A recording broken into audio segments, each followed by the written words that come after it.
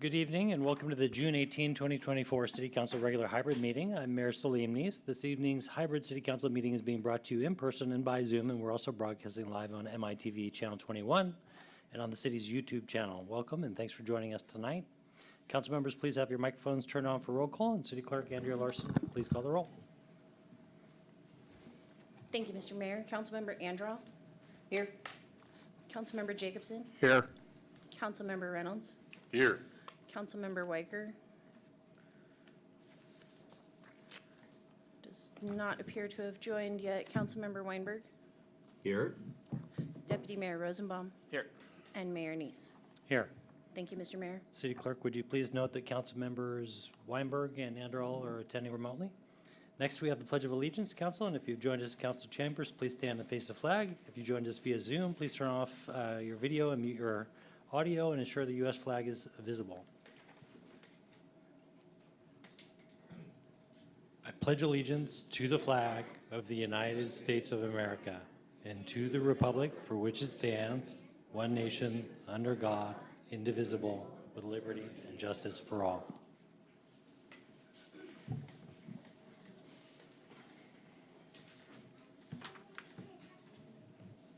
We now move to approval of tonight's agenda. If there's no questions, may I have a motion to approve the agenda?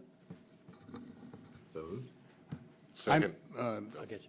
Okay, it's moved by Councilmember Weinberg, seconded by Councilmember Reynolds, Councilmember Jacobson. Yes, I move to amend the agenda by adding an item at the end of our regular business to determine whether or not we would like to consider the merits of a proclamation in a subsequent meeting. Okay, is there a second? Second. Okay, moved by Councilmember Jacobson, seconded by Deputy Mayor Rosenbaum. Council, any questions, discussion? Not seeing any. City Clerk, please call the roll. Thank you, Mr. Mayor. Councilmember Weinberg. Aye. Deputy Mayor Rosenbaum. Aye. Councilmember Weicker still has not joined the meeting. Councilmember Andral. Aye. Mayor Neese. Aye. Councilmember Jacobson. Aye. And Councilmember Reynolds. Aye. Thank you, Mr. Mayor. Would you like me to call the roll on the agenda as amended? Yes, please. Councilmember Jacobson. Aye. Councilmember Andral. Aye. Deputy Mayor Rosenbaum. Aye. Mayor Neese. Aye. Councilmember Reynolds. Aye. Councilmember Weicker still has not joined us. And Councilmember Weinberg. Aye. Thank you, Mr. Mayor. Thank you. The agenda is passed as amended. Next up on the agenda, we have AB 6483, the 2023 Community Member of the Year. The City Council is honored to be presenting two 2023 Community Member of the Year awards tonight to Doris and James Cassan and Cantor Bradley Kurland. Before we invite the families up, would anyone like to make a motion to approve proclamations number 336 and 337?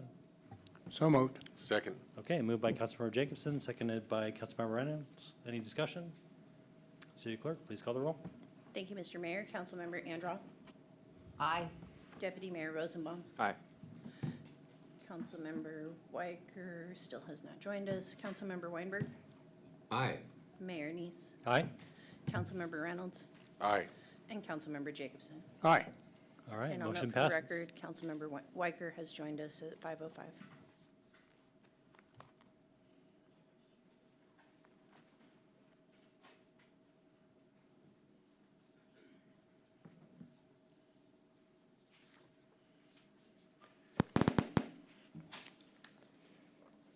Okay, please join me in welcoming Doris Cassan and her family and the Kurland family tonight to receive the 2023 Community Members of the Year Award. Both James Cassan and Cantor Bradley Kurland passed away in 2023, so we present these awards posthumously for them. I will now read the proclamations, number 336 for Doris and James Cassan, and then proclamation number 337 for Cantor Bradley Kurland.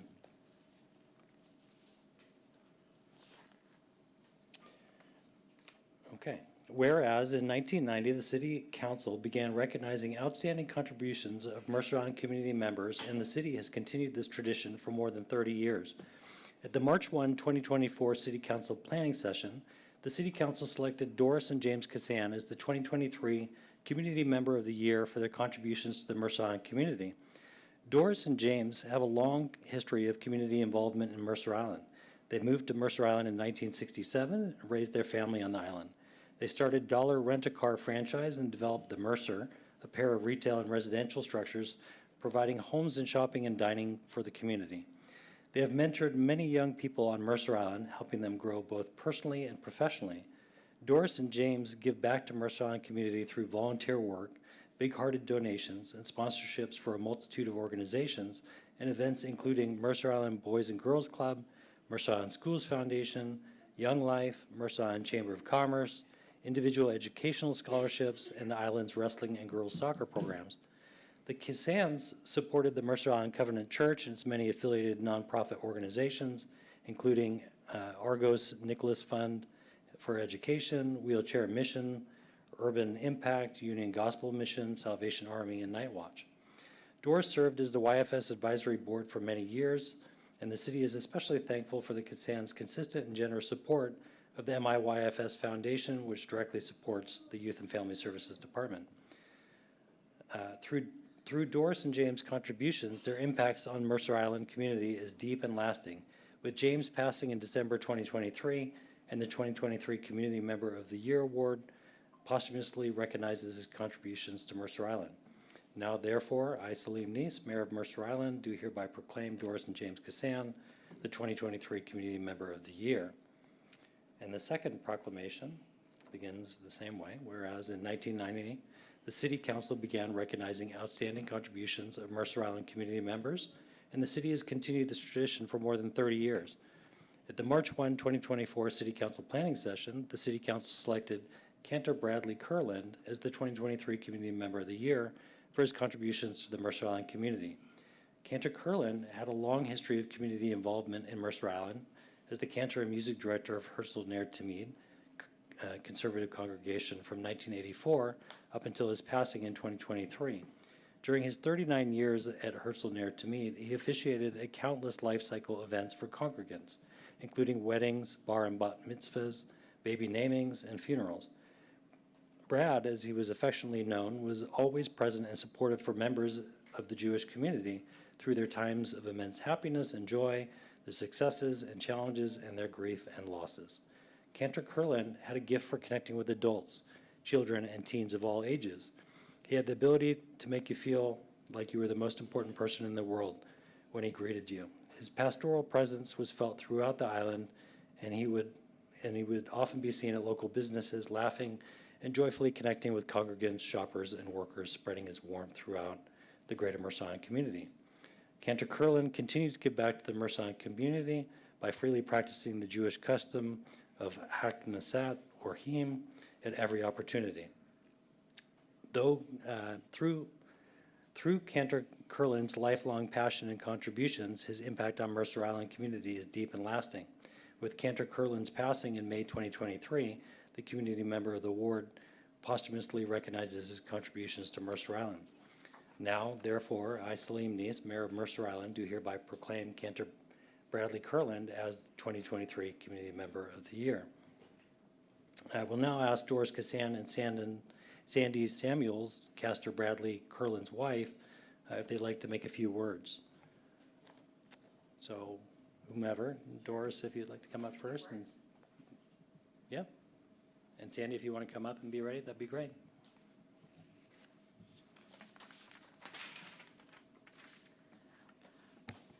First of all, I feel honored to be in your presence with your beautiful, I looked at your resume online and I thought, oh my goodness, how could I stand up with someone that has accomplished so much? Thanks for, sorry guys. James and I came to Mercer Island 57 years ago. And I think it was a God thing that we even arrived on this island because we lost our way coming across I-90. And we said, oh my goodness, there is a place to stay, the Travel Lodge. So we stayed at the Travel Lodge our very first night. So that, I know it was appointed to be there. And then what beauty. It has been our gift to us to have lived on Mercer Island all of these years, going around East Mercer, West Mercer, North Mercer, Island Crestway, and just now seeing the beautiful trees that are just lining the streets, and the beautiful schools that we've been the opportunity to have blessed with our children, and the Boys and Girls Club, the Jewish Community Center, now this community center for our kids to have a place to go and play, and also all of the baseball, soccer fields, now lacrosse, wrestling matches. We went to a lot of wrestling matches. But I just want to say thank you for this honor. I feel it's appreciated, but an honor to live on Mercer Island is even greater. And thank you, council members. I didn't recognize you, but thank you so much. I appreciate it. Thank you.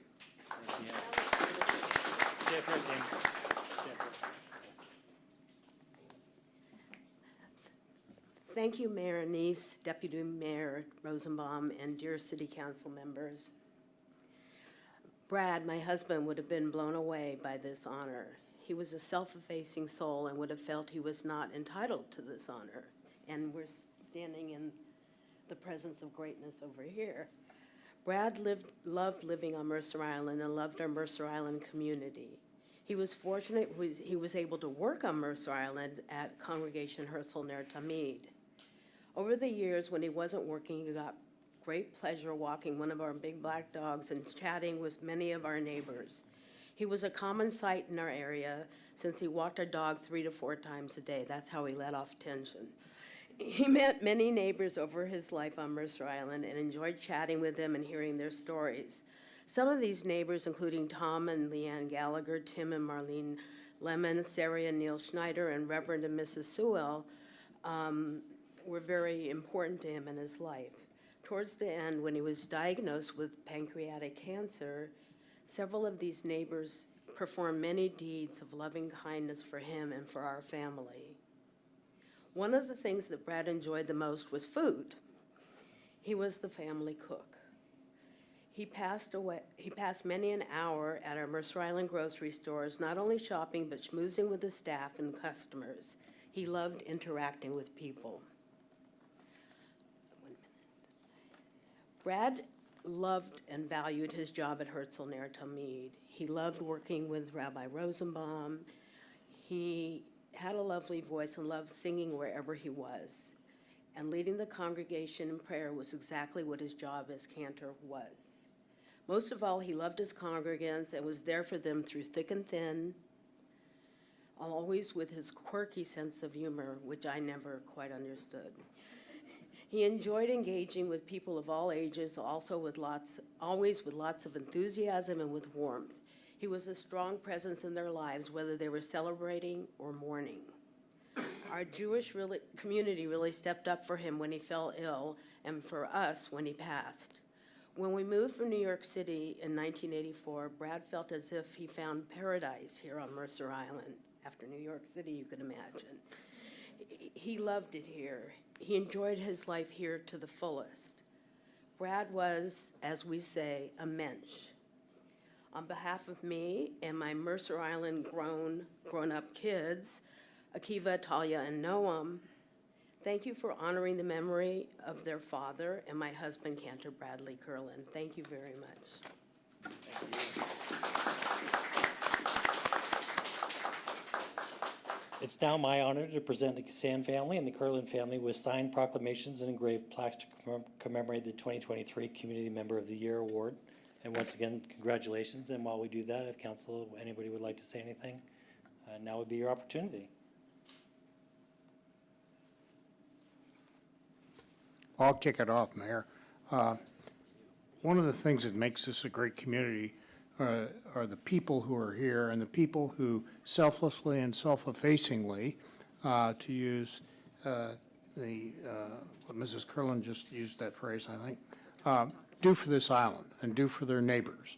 And I've lived here for 35, 36 years, something like that. And I have to say that I've been a beneficiary of many people like Cantor Kurland and the Cassans, who've done things for me or done things for our neighborhoods. And we're so blessed to have had these people in our presence. Thank you for all you've done.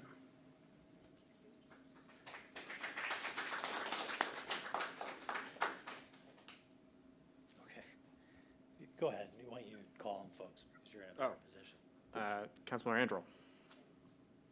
Thank you. I just wanted to extend my profound thanks to the community members of the year for all of their contributions to making life so much better on Mercer Island and special in the way that it is. And congratulations for the honor. Thank you. Councilmember Weinberg. I just wanted to join my colleagues as well in thanking both the Cassans and the Kurlands for the many ways in which they've brought joy and warmth to everyone that they meet. Councilmember Reynolds. I just want to say, Mercer Island's a lovely place. There's no doubt about it, with the physical beauty that is, and the situation that is almost unrivaled. But something that turns a place into a community and into a home is the people that live there. And the way the people make it a home is by giving back to the community. And the people being honored tonight are incredible examples of generous behavior towards the rest of the community. And I'm both impressed by it and grateful for it. So thank you for all you've done. Councilmember Weicker.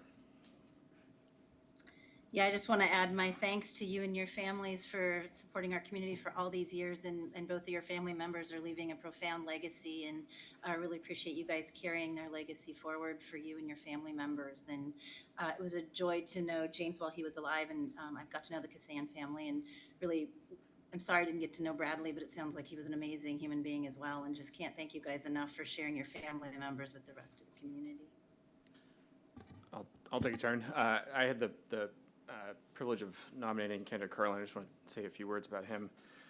For those who might be unaware of Cantor Kurland's distinguished career, he was the Cantor Herzl Ner Tamid here on Mercer Island for close to 4 decades.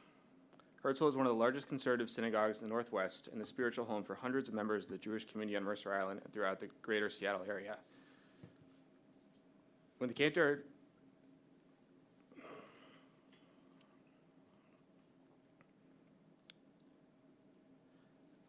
When the Cantor tragically passed last year, he left a giant hole in the hearts of many, not only at Herzl, but throughout the Pacific Northwest.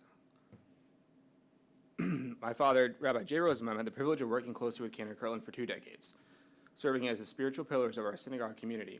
I'm deeply grateful to say that our families formed a strong bond during that time. Cantor Kurland was a shining example of what makes our island and our community so special. He was a true mensch whose light shined brightly and spread light and joy to so many in our community.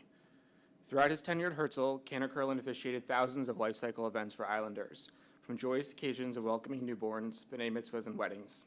His infectious smile, laughter, and positive outlook created an atmosphere of celebration and gratitude for the present moment, inviting all to partake in the joy.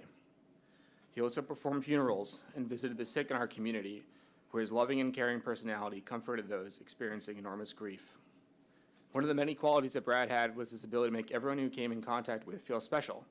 When we crossed paths while he walked his beloved black lab, Lila, in the Mercerwood neighborhood, he would immediately belt out whatever our favorite song or prayer was at the time, which he would carefully track week by week. This wasn't unique to my family. It wasn't unique to my family. He knew everyone's favorite song. He knew what was bringing them joy and what might be weighing them down. When he ran into Brad in QFC, he would stop at shopping and ask you, in the most sincere way, how you were doing, how your family was doing, and how your second cousin twice removed was doing with their recent surgery. He knew everyone that well, and he made it his mission to know everyone know that they were loved and appreciated. Cantor Kurland and his wife, Sandy Samuels, raised 3 wonderful children here on Mercer Island, and all 3 are graduates of Mercer Island High School. Our community is extremely fortunate to have so many members who set shining examples for future generations. And this afternoon, I'm proud that Cantor Kurland will join the prestigious ranks of those who have received this award in the past. I know that his legacy of bringing joy, compassion, and being an all-around mensch will always be a guiding light and shining example for our community. All right. Thank you for that. And council will be in recess for 10 minutes while we take some pictures and reconfigure the room. So the time is now 5:21. And we will be in recess. So we're going to take some.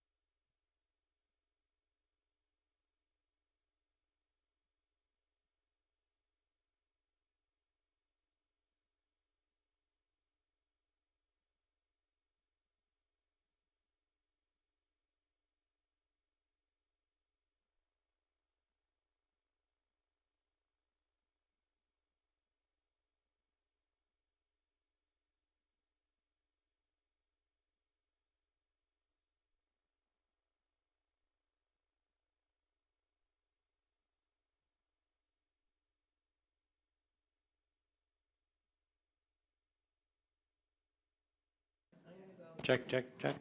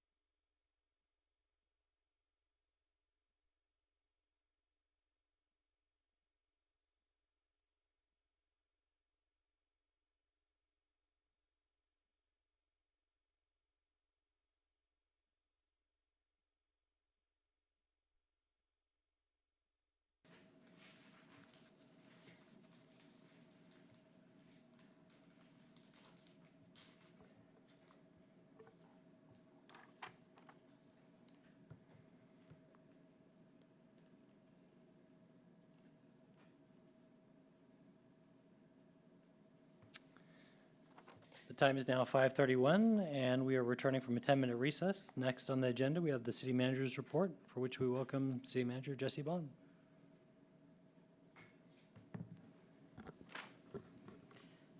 Good evening, Mr. Mayor, members of the council. Happy Tuesday. Last day of school for the Mercer Island School District, so those of us with youngins are getting ready for 10 long weeks here. All right, thank you, Casey, for the screen share. Next slide, please. Next slide. Looking ahead, council, I do want to confirm we are having our meeting as scheduled on Tuesday, our next council meeting on Tuesday, July 2nd. I understand we will have a couple council members not in attendance that meeting, so we will be planning accordingly. Also, the Design Commission will be meeting on Wednesday, July 3rd. All of our board and commission meetings and council meetings are kept updated on the city's website at the link below. Next slide, please. Lots of updates for you. I wanted to start with an update on the Seattle Public Utilities water supply pipeline repair. Council, you're looking at here on the screen a graphic. You've seen this a couple times before. I'll remind you that the main water supply pipeline that's owned by Seattle Public Utilities has been out of service since April 3rd due to a water leak, which is approximately in the location of that red circle on this graphic. The city is currently receiving water through our backup supply line.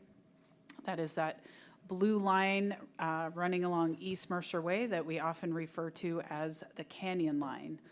I wanted to share tonight about the planned repair and our water conservation measures. So next slide, please.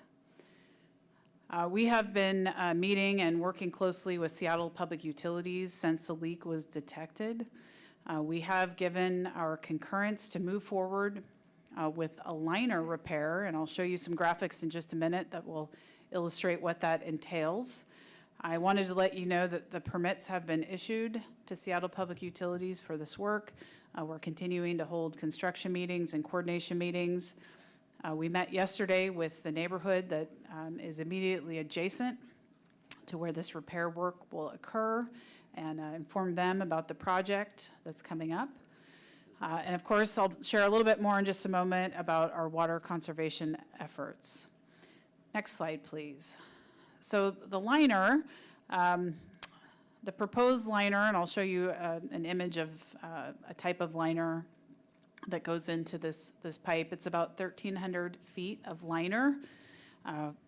Seattle Public Utilities will be digging 2 large pits on either end of the repair, and the liner will literally be pulled through the pipe. So this is, you're looking at Southeast 40th here. That red star is the approximate location of the leak. If you've been out to the area, you know this is a really challenging area for us to access. It's narrow, and it's right adjacent to a fairly steep ravine. Okay, next slide, please. So this is what it looks like. These graphics I'm sharing today were provided by Seattle Public Utilities. We shared a version of this presentation yesterday with the neighborhood. So the liner literally goes into one of the large pits, which is actually quite sizable. It's pulled through the pipe all the way through the other end. It glows in flat, and then it's inflated as it's charged, and then it takes its shape inside the pipe. Next slide, please. I think I have a picture. This is not the liner going in, but this is a liner, a similar type of product, just to give you an idea of what it looks like before it goes into the pipe. All right, next slide, please. I just shared with you a reminder that we're on our backup water line. The Shorewood community is continuing to be served by the intertie between the city service and their service. We're keeping all of these, all of our updates posted to our Let's Talk page. We've had lots of communications going out to the Mercer Island community in the last several weeks. I want to talk now about water conservation updates. Next slide, please. Last week, we moved to a voluntary water conservation status. I'll remind you that because we're on our backup water supply line, the size of that line is smaller. That's 16 inches in diameter compared to the 24-inch Seattle Public Utilities water supply pipeline. So we're getting a little less water than we normally do because we're on the backup line. For this reason, especially as we head into warmer summer months, we have a concern about the water supply keeping up with demand. So the move to voluntary water conservation measures is really the first step, and hopefully the only step we need to take in asking the community to link arms with us and work to reduce our water use while we continue to address this repair. Our main concern is irrigation during the summer. So we're asking businesses and residents to reduce their irrigation to no more than 3 times a week. There's a specific, we're asking homes with certain addresses to water on certain days a week. All of that information is being shared, and we're going to be putting out a postcard as well. Lots of other ways we can reduce water, so we'll be amplifying that message as well in the coming weeks. This is all to hopefully stave off mandatory measures. We do believe this community has it in them. We've done this work before to pull back our water use. We have, I want to show you this on the next slide, please. There we go. We stood up a dashboard so that the community can keep an eye on how we're doing with our water conservation. This graphic's a little hard to read, but on the top, it's actually measuring how many gallons per minute we're using. That second graph there, the kind of the middle left side, is air temperature. Obviously, as it gets warmer, we see our water use goes up. The bottom chart there is the reservoir level. I think the two graphics on the right, though, are the most important. That upper right-hand side is giving you an hourly update on where the reservoir levels are at. Council, I'll remind you that we need to keep the reservoir tanks at a certain level to maintain fire flow capacity, which is essentially enough pressure to operate the hydrants on the island. And then down below there is how we're doing day to day. The red line depicts how much water is coming in from Seattle Public Utilities, and those blue bars indicate how much we're using. So you can see on July 10th, our community usage exceeded supply, but every day thereafter we have been under. And if I'm not mistaken, we really started ramping up our communication right around June 14th and 15th, and we did see a pretty considerable drop, although we haven't had the best weather either. We're headed into a really warm stretch here, so we'll be keeping a close eye on this. I want to give a shout out to the staff. All of these tools were just recently developed. We're still refining them, but I think this is a great way to get the community visibility to our objectives and everyone working together to conserve water. My final comment on the repair is we don't have an exact date yet for the liner to be installed, but it's coming up quick. I just received an email indicating that it could be in the next couple of weeks. So I'll share more details on the exact construction window for that repair and more information on what you can anticipate for that liner being activated and back in service. All right, next slide, please. Switching gears entirely, I wanted to mention that the 2 of the police modular buildings are now fully in use. Well, I shouldn't say fully in use. We're moving into the spaces. We are taking delivery of a 3rd police modular building this summer, anticipated in mid-July.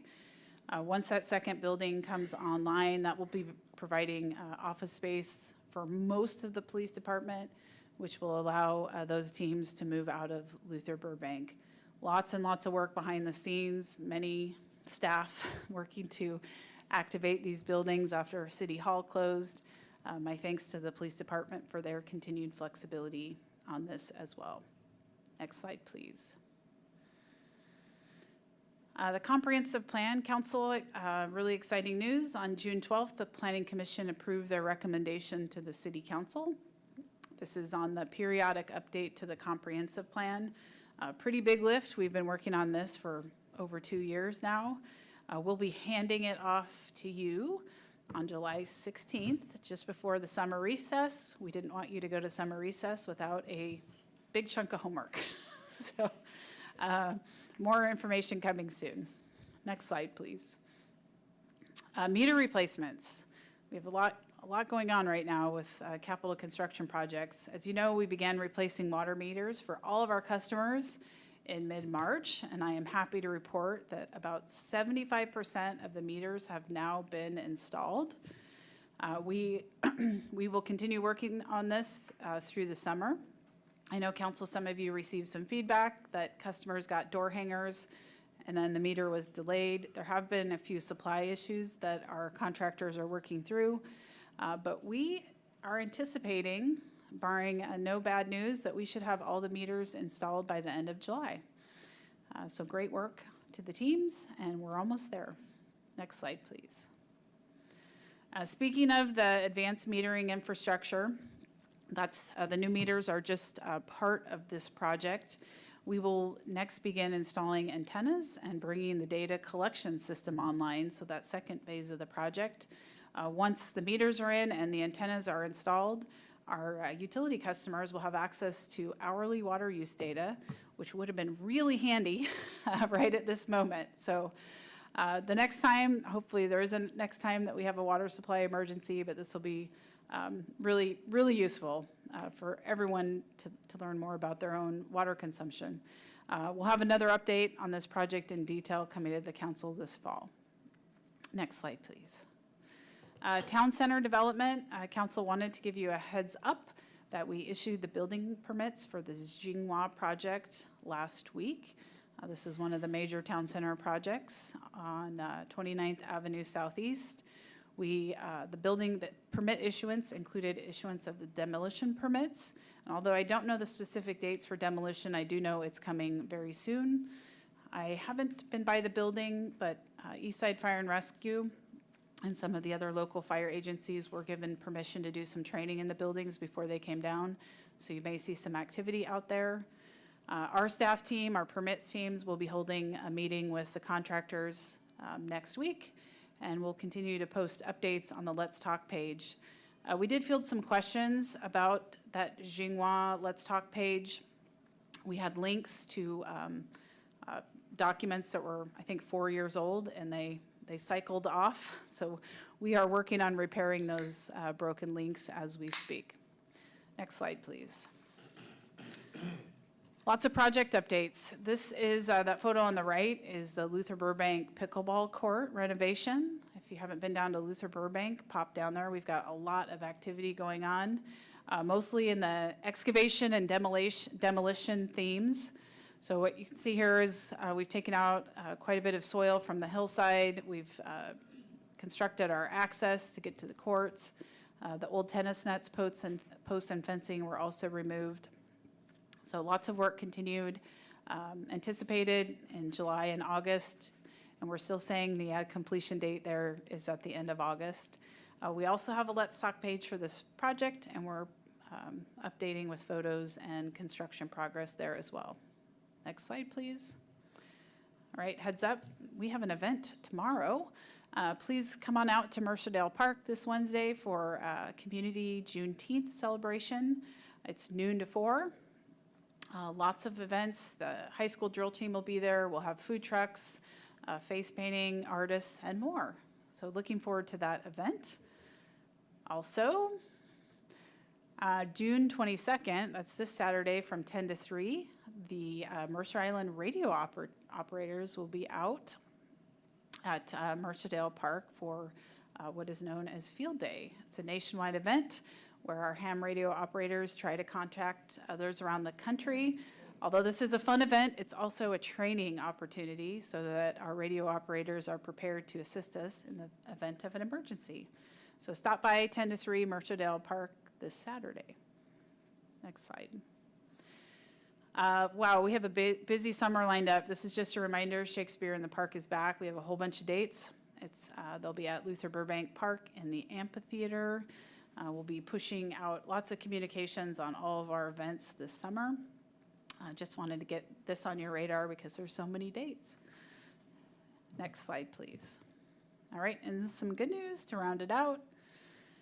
We are really happy to welcome Officer Jonah Peoples officially to our police department. Officer Peoples graduated from the Law Enforcement Academy and was sworn in by Interim Police Chief, also known as Commander Jeff Magnan, on June 13th. Congratulations to our newest officer. We're really excited to have you join us. And I believe that is my last slide. Thank you.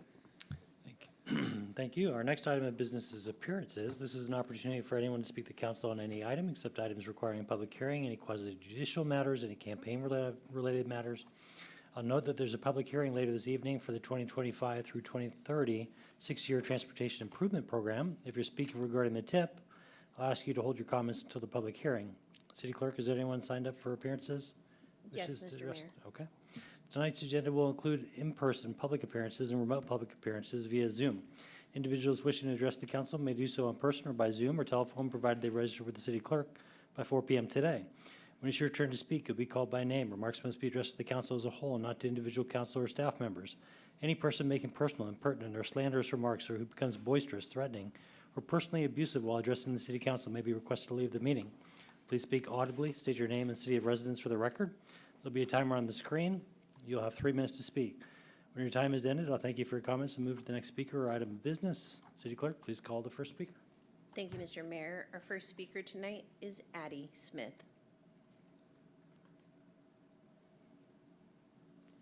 Second call for Addie Smith.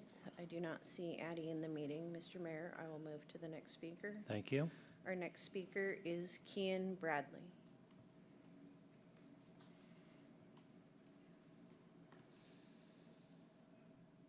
Welcome. Hello. Thank you. Yeah, I'll get started. Hello, my name is Kean Bradley. I'm a resident here on Mercer Island, and I wanted to talk about the Island Crestway bike path proposal that's on the agenda. So, as I understand, there are 3 options for this bike path that is just north of Pioneer Park, either on street or on the west side off the road, or on the east side off the road. I wanted to advocate for the west side off-street bike path for a couple reasons. Not only is it the cheapest, but it's also the safest option. It moves people farther away from the road. I personally like riding my bicycle, but I much prefer off-street bike paths to ones that are just protected by paint on the road itself. And I think it's really important, as a lot of children are going to be coming from the neighborhood nearby to the elementary school and to the new Bike Skills Park, as well as Pioneer Park, a lot of destinations around there. I also wanted to bring up, as I was looking through the documents here, I saw that we're going to maintain a 12.5-foot lane width for Island Crest Way in this area.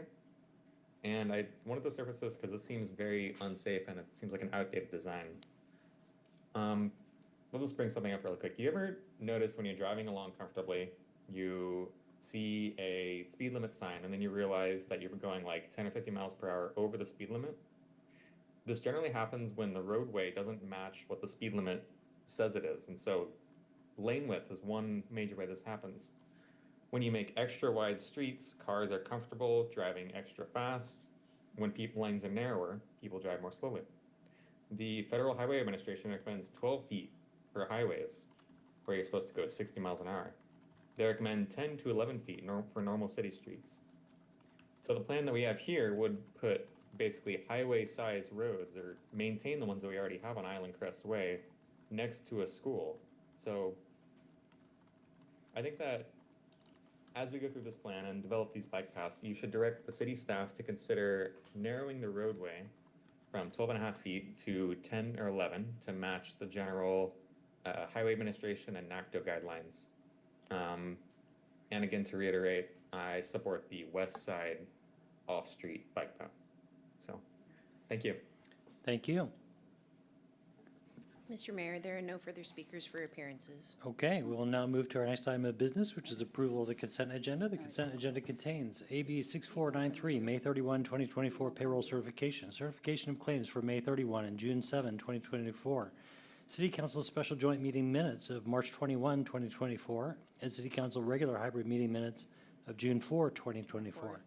AB 6482, Aubrey Davis Park Trail Safety Improvements Bid Award, AB 6496, 2024 Arterial and Residential Street Overlay Project Bid Award, AB 6497, Highway Safety Improvement Program Grant for Traffic Signal Safety Improvements, Authority for Billing, AB 6501, Recreation Sponsorship Policy Anti-Discrimination Language.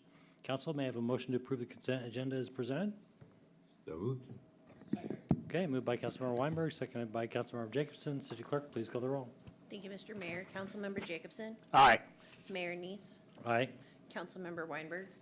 Aye. Councilmember Andral? Aye. Councilmember Reynolds? Aye. Deputy Mayor Rosenbaum? Aye. And Councilmember Weicker. Aye. Thank you, Mr. Mayor. Motion passes. Consent agenda is approved. Our first item of regular business is AB 6495, which is the City Manager Annual Performance Review. Council, is there a motion to accept City Manager Jessie Bond's performance review and award $5,000 through an employee recognition program for her work from June 2023 through May 2024? So moved. Second. Moved by Deputy Mayor Rosenbaum, seconded by Councilmember Reynolds. Council, is there any discussion? Okay. Does anybody want to say anything? Councilmember Reynolds. This was one of the easiest votes I've had since my time on the council. City manager's doing a fabulous job, a great performer, a hard worker, a skilled consensus builder, and a visionary, and we're very lucky to have her, and I'm fully supportive of this proposal. Thank you. Deputy Mayor Rosenbaum. Yeah, I'm not sure what else I can say. Although I don't always love when my phone lights up and says Jessie Bond, because it's not always good news. I know that whatever it is, it's going to be handled very well. And, you know, Jessie goes above and beyond on a daily basis for the city and the residents and for the council and for everyone, and we're incredibly lucky to have you.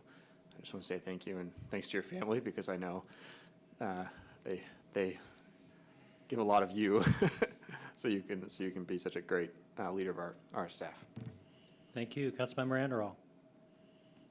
Thanks. Yeah, Jessie, thank you for everything that you do. I said to someone today, I said, it's amazing to me that Jessie has been managing so effectively regular city business and countless crises that are not of her own making, and very effectively on both fronts. And so we really appreciate your time, your stress, your hair pulling, but it does not go unnoticed and it does not go unappreciated. And so thank you. Thank you. Councilmember Weicker. Yeah, Jessie, I just want to thank you so much for your leadership inside the city and out in the community. And we've just had one thing after another over the years, starting with COVID when you first got here, and everything all along. And now with City Hall closed and water issues all around and fireworks, I just can't thank you enough for your leadership and keeping all the good stuff going while managing the unexpected. And your grace under pressure is just second to none. So thank you for leading our team through all of this and leading our community every step of the way with your gracious, calm, very thorough communication skills and leadership style. Thank you, thank you, thank you. Thank you. Councilmember Weinberg. Let's echo what my colleagues are saying, and thank you so much, Jessie, for your hard work and dedication to the city. It really shows, and you already have a legacy that will last for years here. Great job. Thank you. Councilmember Jacobson. Thank you, Jessie. Thank you, Jessie. Wow, man of the right amount of words. And if anybody wants to know what I think, they can read the letter. So, City Clerk, please call the roll. Thank you, Mr. Mayor. Mayor Neese, Aye. Councilmember Jacobson, Aye. Councilmember Weinberg, Aye. Councilmember Andral, Aye. Deputy Mayor Rosenbaum, Aye. Councilmember Reynolds, Aye. and Councilmember Weicker. Aye. Thank you, Mr. Mayor. All right, motion is approved. Our next item of regular business is AB 6503, the Island Crestway Shared Use Path Preferred Alternative. I need to recuse myself from discussion and debate regarding the Island Crestway Corridor Improvements Project, as I have a conflict of interest. I sought an advisory opinion from the city's ethics officer regarding this project, received an opinion that there is a conflict of interest as I own property that may be impacted by the project. While the city council has reviewed this topic before and I have participated in discussion, there are now renderings which show my property being impacted. Thus, there is a need for me to recuse myself from further involvement in the project. So I will now hand the meeting over to Deputy Mayor Rosenbaum and rejoin you afterwards.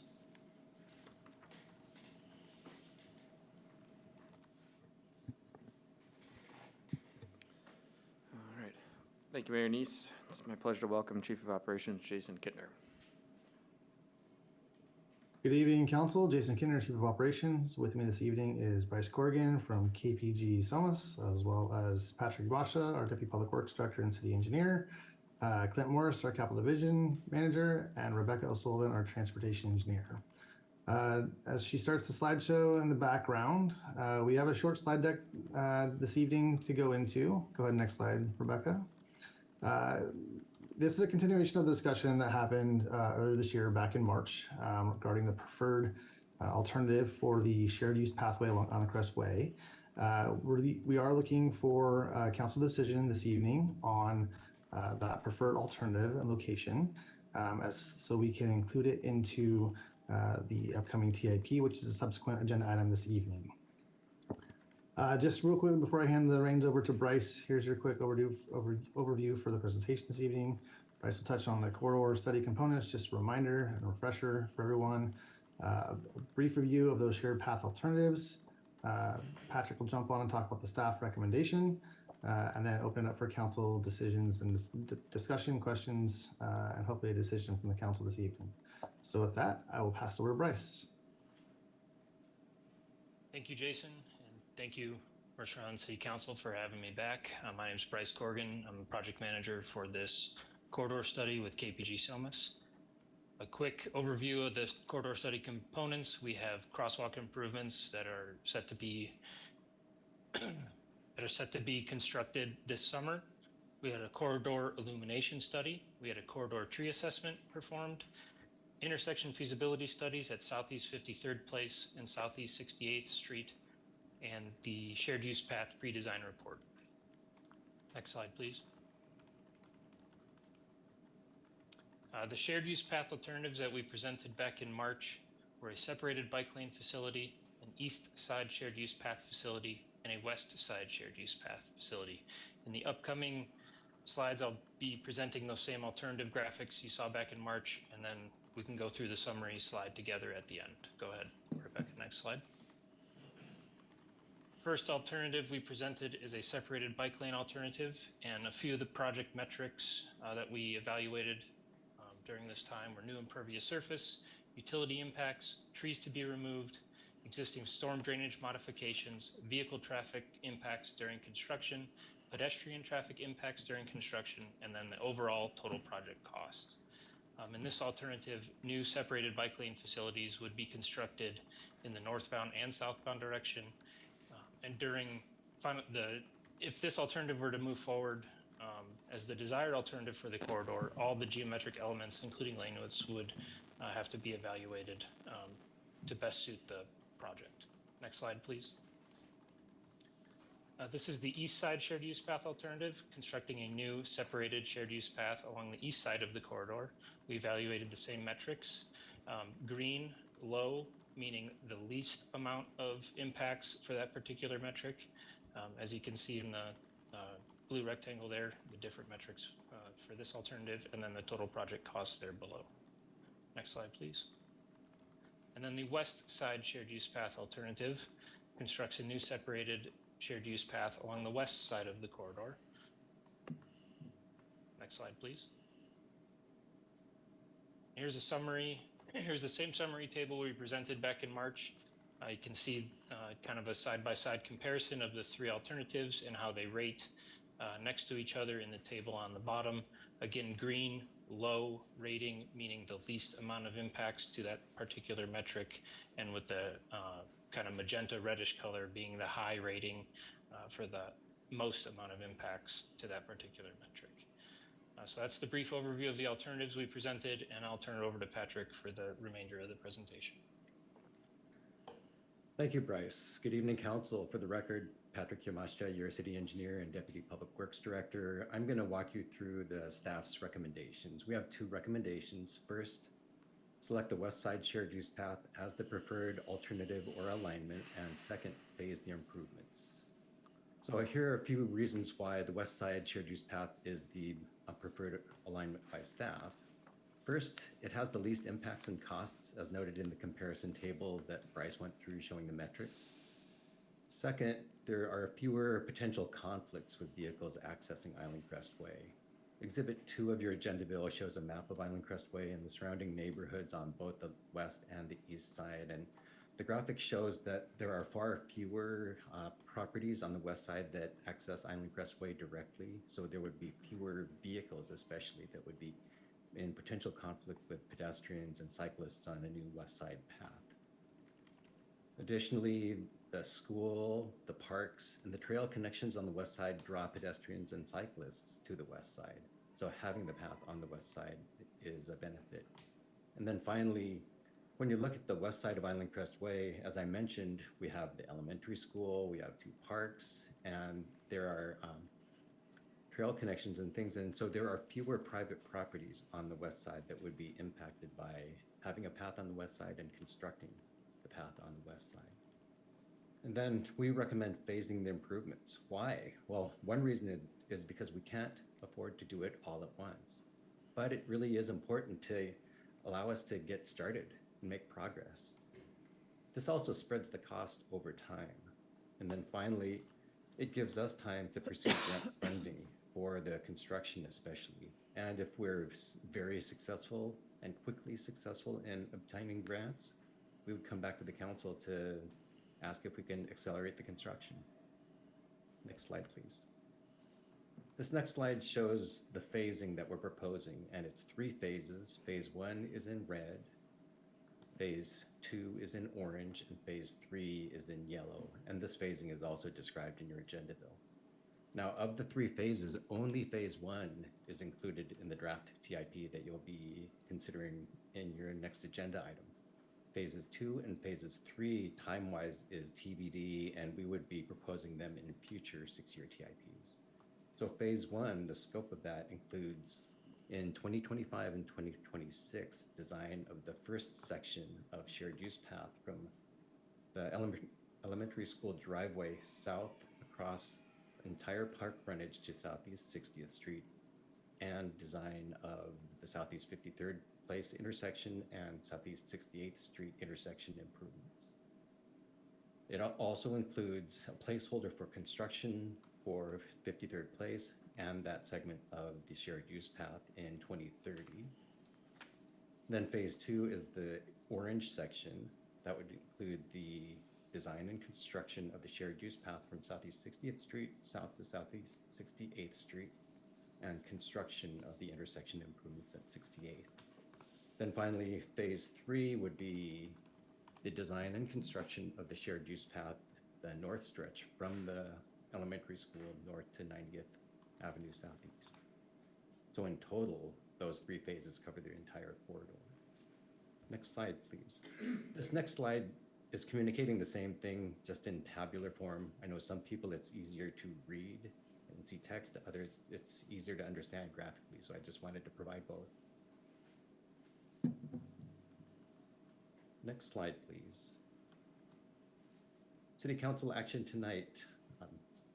Select a preferred shared use path alternative, either the west side, the east side, or the bike lane alternative. Next slide, please. And this next slide just shows the recommended motions that are included in your agenda bill. And this concludes our brief presentation. We'd be happy to answer any questions that you might have.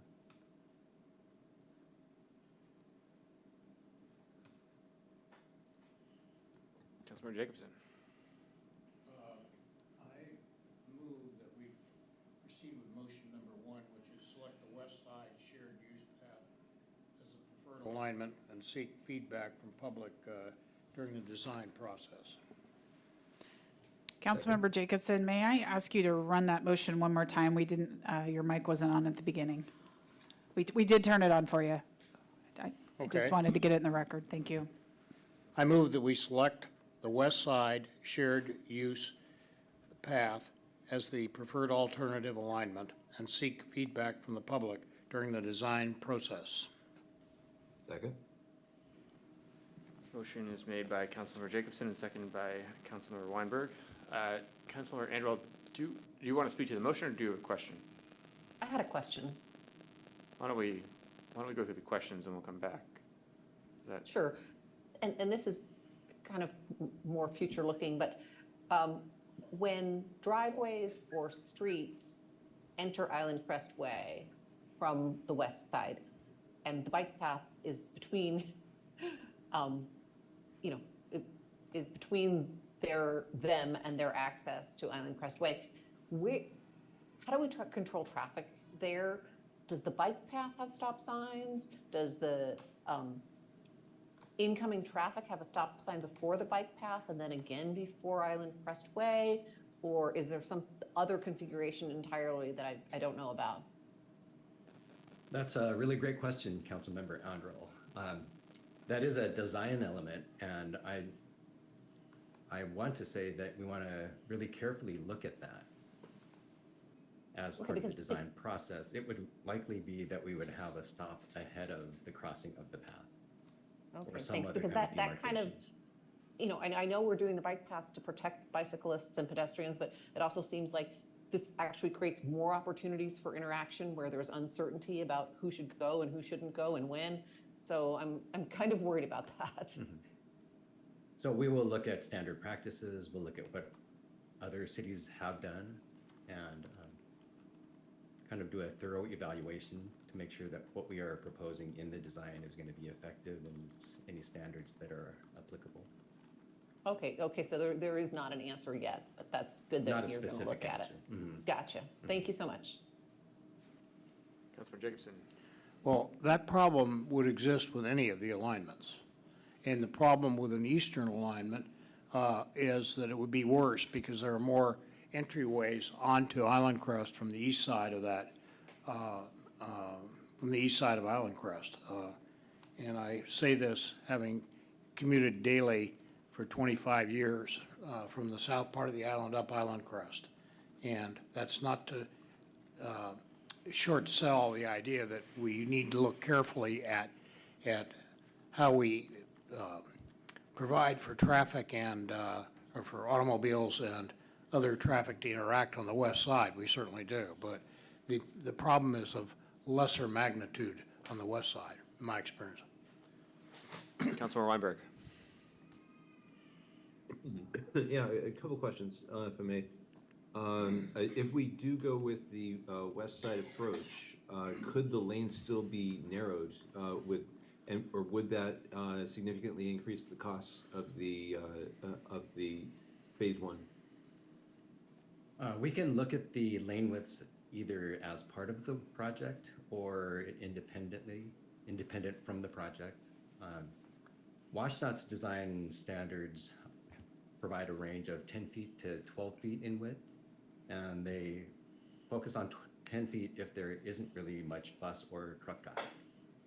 In this corridor, we have about 400 trucks and buses every day traveling through the corridor, and of those, about 35 are semi-trucks, so big trucks. So we probably wouldn't be going down to 10 feet, but likely in the 11 to 12 foot range. And just to clarify, the cross-section for the bike lane alternative, it showed 12.5 feet. That is just the existing lane width and not what we were proposing. That's my mistake that it wasn't clear enough. So my apologies to the city council and especially to the public who has expressed concern about that. And I do have a couple other questions, but I can wait until it's my turn again if you like. Yeah, Councilmember Anderell. Was that an old hand or another question? No, I was just going to say, I agree with Jake. I mean, I'm going to support the west side alternative because of the, order of magnitude fewer points of access onto Island Crest Way. I think it's a smart decision, but I still was, interested in the traffic control, regardless of how many points of access there are. But no, I agree with Jake on that one. Thank you. Councilor Weinberg. Yeah, so I was wondering, Patrick, if you could describe for us the grant funding process and so to help us all and the public understand why it's necessary to seek grants and also why it adds so many years to the project. And are there any additional reasons for the extended project timeline? A lot of questions. I might have to take those one by one, and I may need to ask you what your other questions were. The grant process. I'll just start with the first one, I guess. I'm sorry. Can you describe the grant process for us, please? The grant process actually depends on the various grants that we would potentially be applying for. The agenda bill lists, I think, about 3 potential, maybe 4 potential grants. They are either on, I believe, 1 annual cycles or cycles of every other year. The every other year types of grants, can affect the timing of our project. And also, just if we are not successful in applying for a particular grant 1 year, doesn't necessarily mean that we can't apply again. And so there are times when we might need to apply a couple of times. And then once we receive 1 grant, maybe we can leverage those grant dollars to get more from another grant agency. So that is part of why we're putting the project construction out in 2030. Another reason is that in our TIP discussion in the next agenda item, if you look at the revenues that are coming in and the expenditures that are going out, we're right now in the positive. But over the course of a few years, we are no longer positive. And so putting the project out in 2030 as a placeholder gives us time to seek grants and hopefully see revenues return and increase beyond the projections that we have right now. Does that answer your questions? At least 2 of them? Yes. I think the other part was, is there any other aspect, like is the SPOO project pipeline fix affecting the timeline of this in some way, or is the timeline really being defined just by the ability to get grant money for it? On this particular project, it really is about funding. But oftentimes on other projects, we might be contending with the timing of underground utility construction projects and things. I think Jason might have some comments as well. Yeah, if I may, I'll add, we've done a similar sort of phased approach with the Mercer Way construction over the last however many years, a decade it seems like. And so it's a similar approach here where, the project can be phased. That does help with some funding mechanism. It does also help with your staff workload. Some of the staff that will work on this project will be included in working on other capital projects. So it does all come together in sort of a whole overview. There are different factors that attribute to it, but ultimately, in terms of funding, this does provide some flexibility to continue to design and construct in phases and help soften some of that overall capital impacts over a longer time period versus a shorter time period. Okay, thank you. Councilor Reynolds. Mr. Yamashita, could you just comment on your comment about the fund balance on the street fund? I believe it was the street fund. I think that those projections assume we get no grants. Is that correct? So that if we did get some grants, the position would look substantially better. Is that correct? Yes, if we were to get grants for this project or any other project, our outlook would improve. Okay, thank you. Depending on the size of the grant. Okay, back to the motion. Councilmember Jacobson, would you like to speak to the motion? Well, it seems to me. Get this thing on or I'll get yelled at. It seems to me that from a cost standpoint, there's virtually little choice. The I think it's time that we actually put a stake in the ground and proceeded and not be spending the money to go after three alternatives when at least one of them is unaffordable and the other one is approximately the same amount but raises other kinds of problems, namely the number of streets which access from the east side of Island Crest. Island Crest is a major arterial, perhaps the major arterial on our island, and keeping the best separation we can between automobiles and the non-automobile public, I think is something that we do need to proceed with. I would also make a comment about the width of streets. There appears to be some sort of a theory that if the streets narrow, people slow down. That doesn't seem to be working very well on I-90 from my observation. If you find a car that's doing 45 in that zone, send me an email or something. But there are a lot of trucks and buses that use that because that's the main way that they get to other places on the island. And you've got some pretty substantial vehicles using it. So narrowing that at this point, I don't think would be well taken, but that's not part of the motion. So, anyway. Thank you. City Clerk, please call the roll. Thank you, Deputy Mayor. Councilmember Weicker. Aye. Councilmember Reynolds. Aye. Deputy Mayor Rosenbaum. Aye. Councilmember Weinberg. Aye. Councilmember Jacobson. Aye. And Councilmember Andral. Aye. Thank you, Deputy Mayor. Thank you. The motion passes. Next, is there a motion to include in the 2025 to 2030 Transportation Improvement Program the design of the west side shared use path from the Island Park Elementary School's driveway to Southeast 60th Street, the Southeast 53rd Place intersection safety improvements, and Southeast 68th Street pedestrian bicycle safety improvements in 2025 to 2026? Second. Second.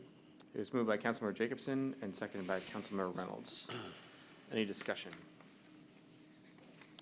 Seeing none, City Clerk, please call the roll. Deputy Mayor? Oh, sorry, Councilmember Reynolds. I fully supported this motion. I wish we could have done it years ago, but I'm glad to see it moving forward. I just wanted to be on record as encouraging staff to, as part of that design process, to consider a couple of things. One is to properly evaluate the lane width and make some decisions on that. I think that'll probably be on the agenda already, it sounds like. The second is, as we're apparently going with a phased approach, or it looks like it's going to be a phased approach, to me it'll be incredibly important to consider the transitions at the beginning and end of the bike path and make sure that we have a good plan for having people successfully enter and exit that bike path. I think that needs to be part of the process. And there was one other thing I was going to add, but I've forgotten what it was, so I'll pause for now. Hopefully it wasn't critical. City Clerk, please call the roll. Thank you, Deputy Mayor. Councilmember Andral. Aye. Councilmember Weinberg. Aye. Councilmember Reynolds. Aye. Councilmember Jacobson. Aye. Councilmember Weicker. Aye. And Deputy Mayor Rosenbaum. Aye. Thank you, Deputy Mayor. Thank you. The motion passes. Lastly, is there a motion to include in the 2025 to 2020,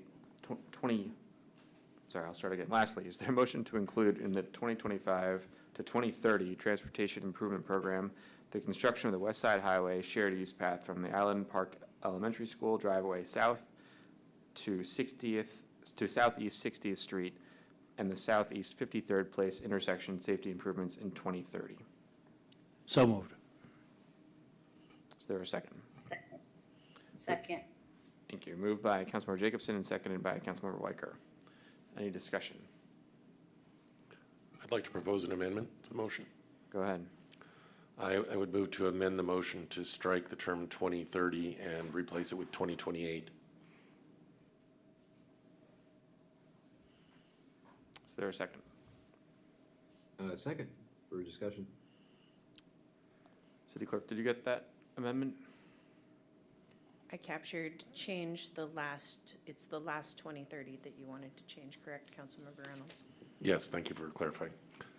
Okay, amendment is made by Councilmember Reynolds, seconded by Councilmember Weinberg. Councilmember Reynolds, would you like to speak to your amendment? Yes, I would.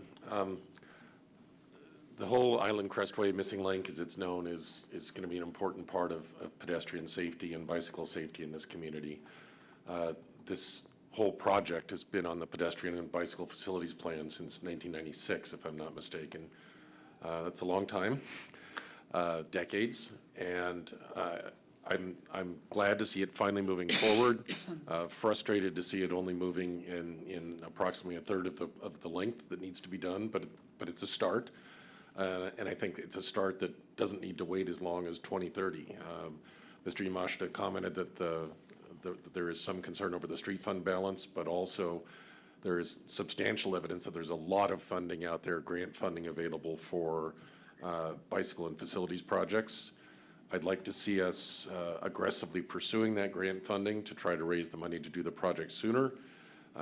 If we don't achieve that funding, we can delay the project till 2030. But if we start off planning for 2030, odds are very low that we're going to have enough incentive and time and prioritization of resources to try to get the work done in 2028. I'd rather aim high with a term we use sometimes of a big, hairy, audacious goal.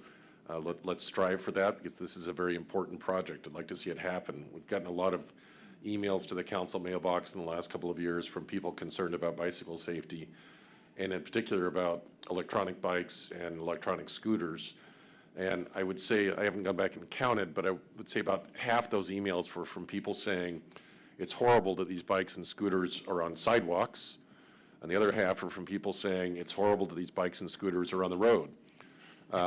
We can't make either of those groups happy unless we build a dedicated bike path, and I think it's time we listen to those safety concerns and make that happen as soon as humanly possible. So let's aim aggressive. Councilmember Weicker. I would say that is a noble goal, and I'd love to hear from Jason and Patrick what they think of that timeline and how that would impact the other plans and projects on the books. City Manager Bond, did you want to take that one? Yeah, I'll cut in line, and then Jason and Patrick can add to my commentary. Council will remind you that adoption of the transportation plan in front of you, or you'll be adopting it later, is that a plan? This fall, we will be meeting and working on your 2025-2026 budget, of which I anticipate we will be doing a really thorough review of your capital program in its entirety. Our real estate excise tax funding is down, and we have a major project on the horizon, a public safety and maintenance building. While I appreciate the desire to advance projects, I think your final decision on prioritization and timing projects for the next biennium will happen this fall, and it will impact the out years. So I don't know that the staff have a concern with reprioritizing projects today. I feel it's really important to put an asterisk on this to say our revenue is down, and we have a very hard conversation coming this fall as we look at the entirety of our capital program, including what the council has directed us to focus on very high priority utility projects. So I felt that needed to be said, and I think if the council desires to move this up in the plan 2 years, that's fine. It may still change later this fall or even in subsequent TIP reviews. Patrick or Jason, did you want to add anything to that? No, I think City Manager Bond did a great job summarizing it. Just reemphasize this is a plan. You see this every year, so you do have flexibility to address this. To Councilmember Reynolds' point, if we're successful in grant funding and there's timing associated with the grant funding, there's a chance it could move up. It depends on what's going on, given the rest of the work plan. So to Jesse's point, we have a much larger conversation in the fall coming forward regarding our CIP. That'll focus primarily on the next 2 years, but as we look to the 4 and 6 years out, there's plenty of opportunity for the council to modify and adjust, to align with the funding and additional work needs as well. So, thank you, Councilmember Anderall. Yeah, I would speak in favor of what Jesse and Jason have just said. I mean, I don't want to try to move this project up and create false hope when there's no funding. If the funding comes, then let's move up the timeline.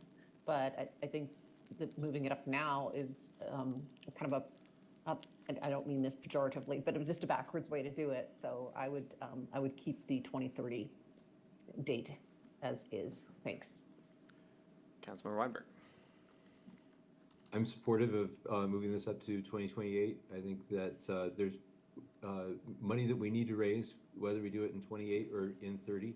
I think pushing it to 28 is a more aggressive goal, and I acknowledge what the city manager and what our operations director have said, that it increases the risk of us not having the funds in time for the project in 28.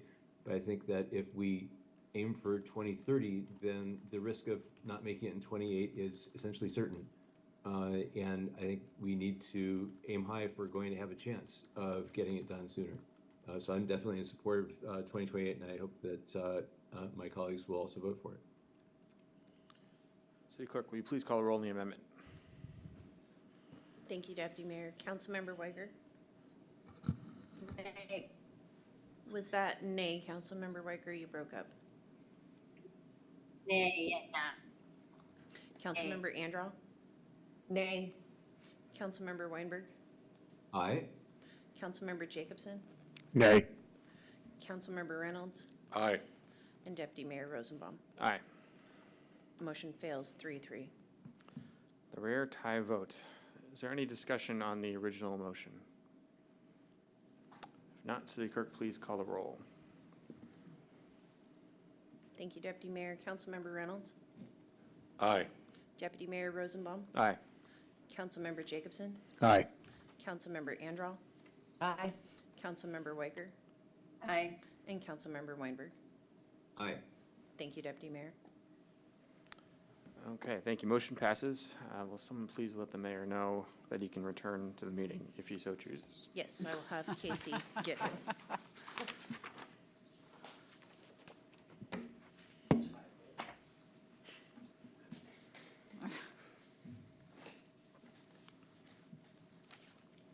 Okay, thank you, Deputy Mayor Rosenbaum.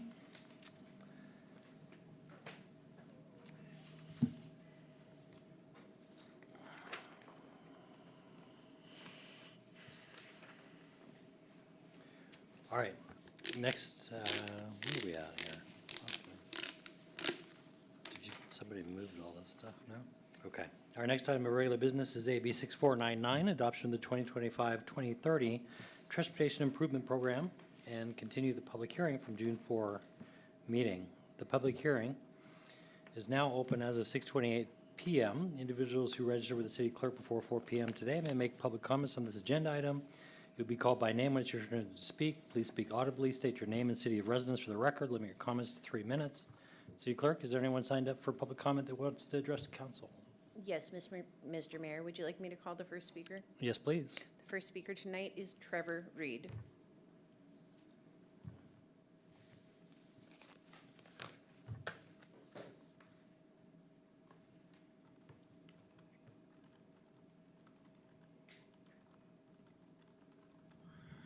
Hello, can everyone hear me okay?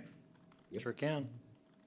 Hi, my name is Trevor Reed, and I'm a lifetime resident of Mercer Island, and wanted to give comment tonight regarding both the Island Crestway missing link and the update of the transportation improvement plan.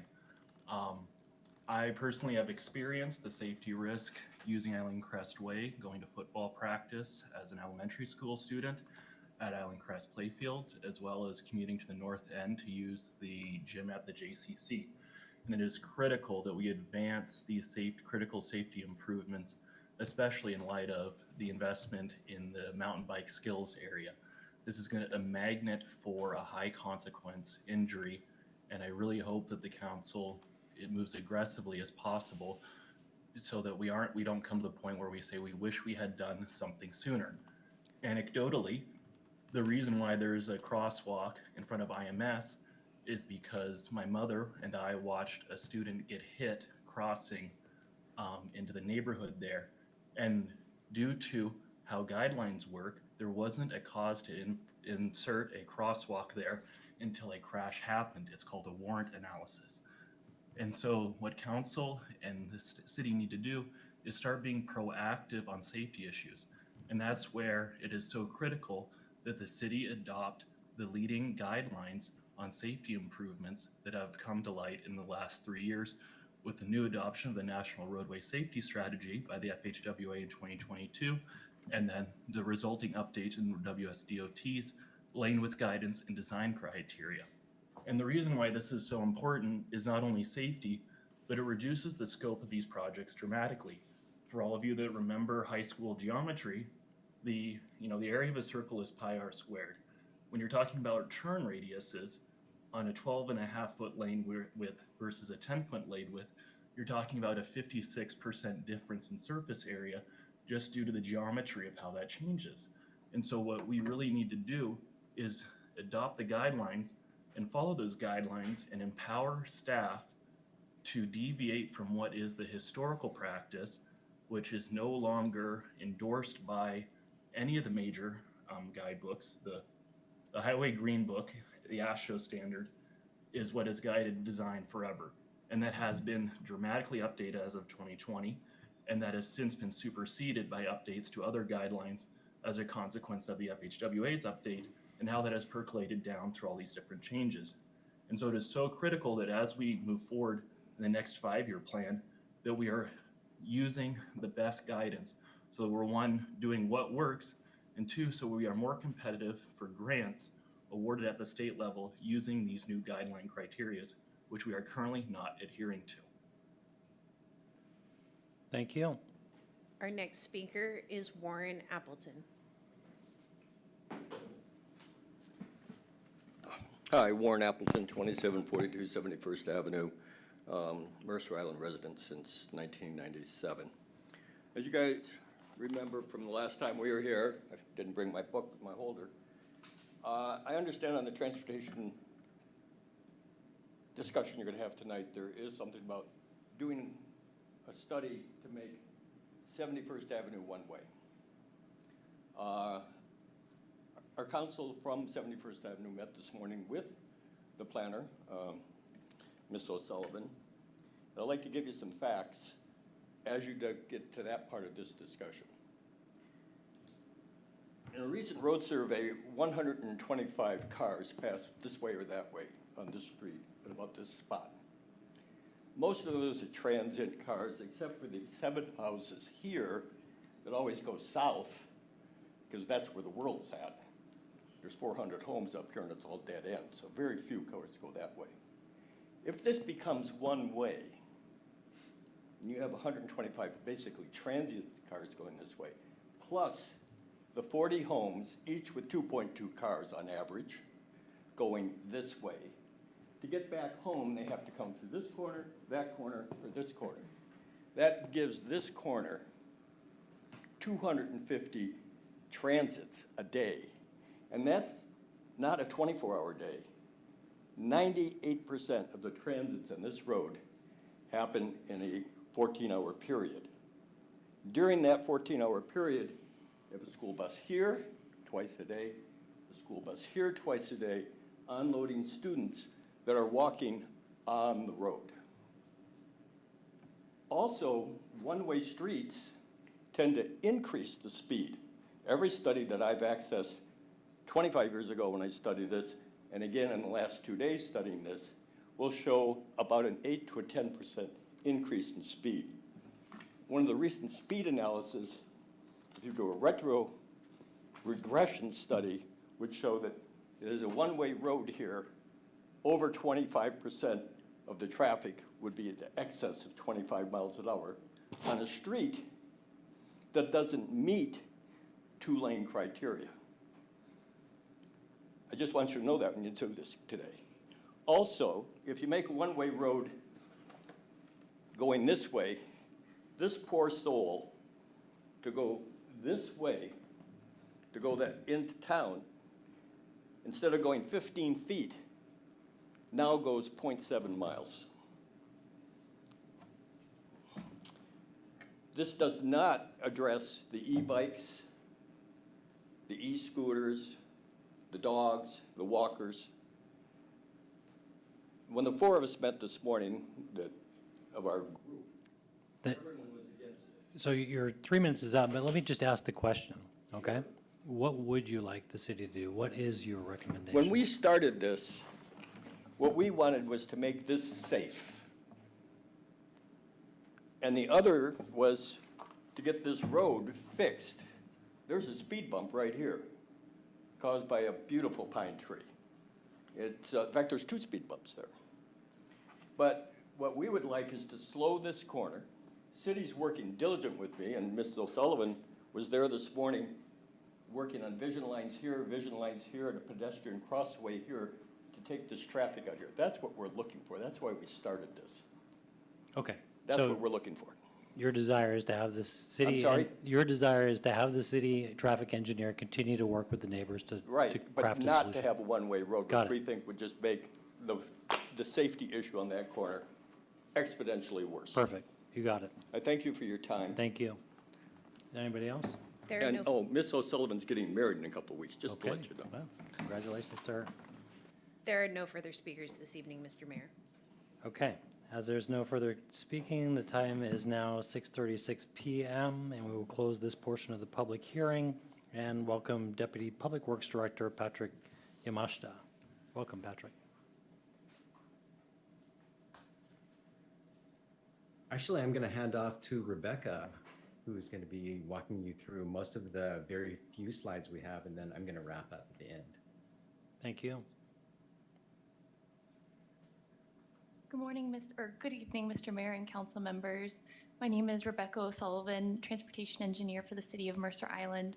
And this evening we'll be presenting to you 7 slides in preparation for the adoption of the 2025-2030 Transportation Improvement Program. During the June 4th council meeting, staff presented the draft 2025-2030 TIP. A public hearing was held and has continued through to tonight. And at the bottom of the slide, you can see where we are at with the TIP review process, with council adoption anticipated this evening. At the June 4th meeting, council directed staff to evaluate 3 topics. This included the first topic, accelerating Mercerwood Drive pedestrian improvements project timeline and extending the limits to East Mercer Way.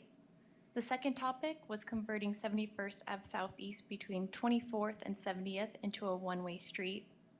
And the third topic was the feasibility of a rectangular rapid flashing beacon, also known as an RRFB, at the 72nd and 29th intersection. For the first topic, staff recommends keeping the timeline and project limits as what was presented in the draft TIP. This allows for underground utility projects to be completed ahead of roadway surface projects. The segment prioritized by the Mercer Island School District, which spans from 93rd to 96, to be completed first. And other planned pedestrian and bicycle facility projects in the next couple of years will not need to be delayed. And lastly, by keeping the project in 2029 and 2030, gives staff more opportunity to secure grant funding for the project. For the second topic, staff recommends proceeding with the 71st Ave Southeast safety evaluation, which is planned to start this year prior to resurfacing of 71st Ave Southeast in 2025. And we're planning to start the safety evaluation in late summer and early fall. And as Mr. Appleton noted, we're planning on vegetation trimming this summer to help with visibility sightlines. I did meet with residents of 71st Ave Southeast today, especially those who spoke during the June 4th public hearing, and I do want to note that they asked us to not proceed with the one-way study since they are not in favor of it. And for the last topic, staff recommends analyzing the 72nd and 29th crosswalk and other existing crosswalks on 72nd for enhancement through the neighborhood traffic program this summer.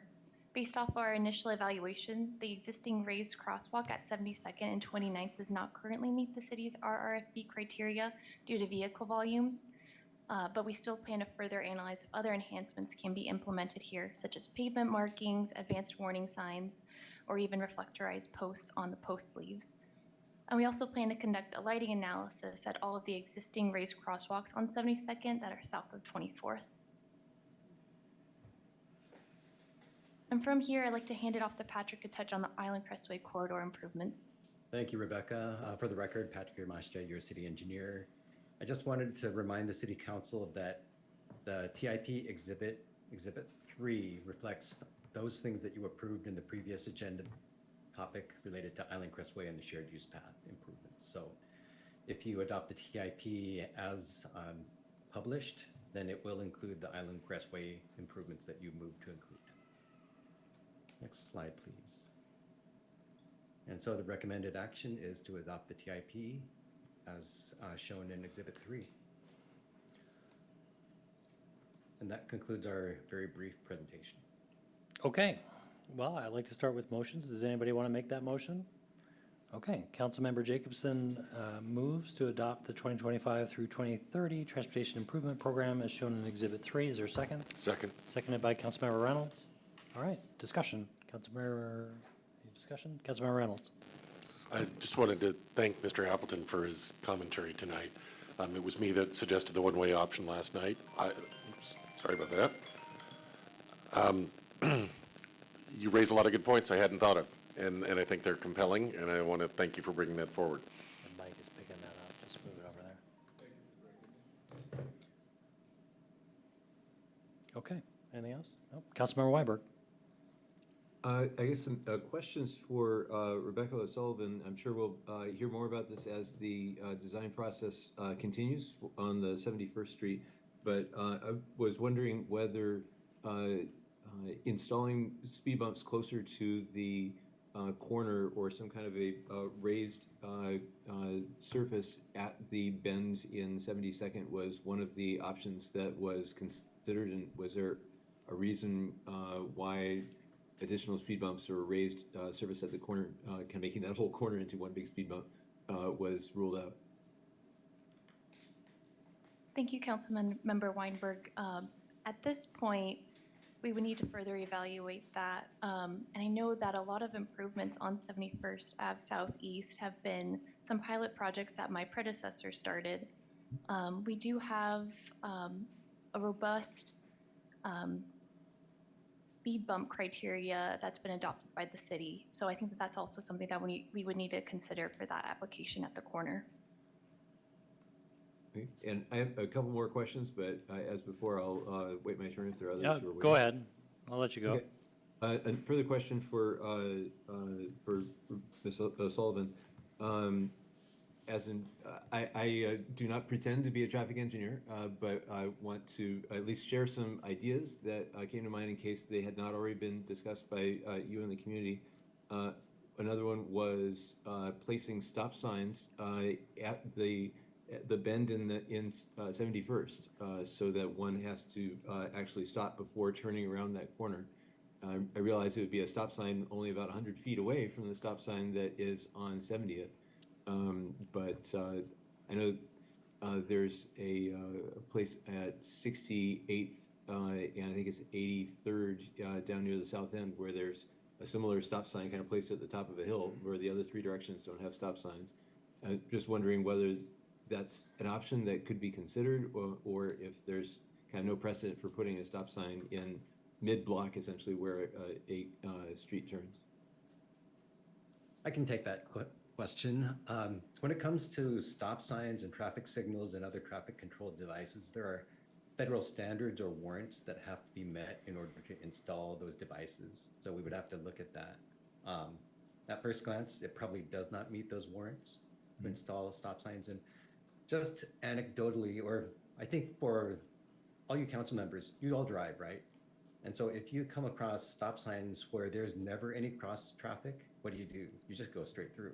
Well, maybe you go straight through. People tend not to pay attention to those traffic control devices. If there's really not a need to stop, they may coast through. And so we want to be very careful about when we install or consider installing traffic control devices, especially stop signs. But that is something that we could look at in terms of the warrants. Sure. I have one other idea, which is, was there already a discussion about possibly placing a convex mirror on the southeast corner of the bend in 72nd so that drivers and bikers in both directions can see around the corner? I can take that one too. It's our practice not to install mirrors in the right-of-way. there are times when we might not be able to maintain them. They may disappear. Someone may shift the way that the mirrors are pointing, and it could cause someone to rely on the mirror and it's not there, or it's not pointing in the right direction, and that can create liability on the city. So it's been our practice pretty consistently not to install them. There are some either in the right-of-way or adjacent to the right-of-way, and those are usually installed by a private property owner, typically on their own property. Interesting. So you're saying that a private property owner could install a convex mirror on that corner as long as it's not in the right-of-way. They'd have to figure out where the edge of the right-of-way is and put it just beyond there? Yes, if it's on their property. There are no regulations either for or against or restricting that. Okay, thanks for the brainstorm with me. Okay, any other discussion from council? I'm going to make an amendment. I move to accelerate. Now, I move to prioritize project 90.25.0030 for acceleration. This is the Mercerwood Drive pedestrian improvement project. Second. Okay, moved and seconded. So I appreciate the staff report back on the tip on this project having a number of other constraints. I know that the tip is a long sight line. Given the fact that things move, I just want staff to receive some direction that if there is an opportunity to accelerate this, that the staff would seize that as their priority, and that is the intent of the amendment. Mr. Mayor, can you please repeat the motion?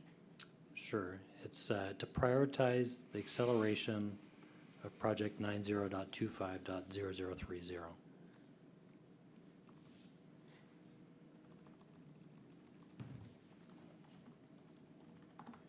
Thank you, Mr. Mayor. And I see Jessie Bond has her hand up. City Manager Bond.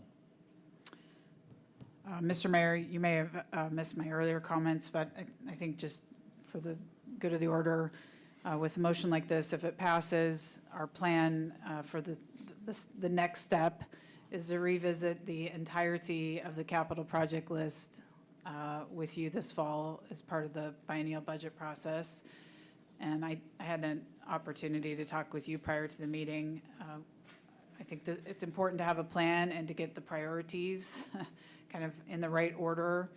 And then we will have to align that plan against the funding, available funding this fall for the next biennium. And we may see if real estate excise tax is projected to remain flat or further decline, we may have to start evaluating the out years as well. So that is our plan. If that was the intent of the motion, that we would talk more about kind of stack ranking these things in the fall as we get to our financial forecast. Okay, I think that's a broader context than what this motion would do. I think that's a great and worthwhile process to have in place. Councilmember Weinberg. Yeah, so I work day by day in the portfolio sequencing for the city of Seattle. And so the concept of taking a project that's out further and moving it up causes all the ones in between to kind of shift to make room for it to slot into place.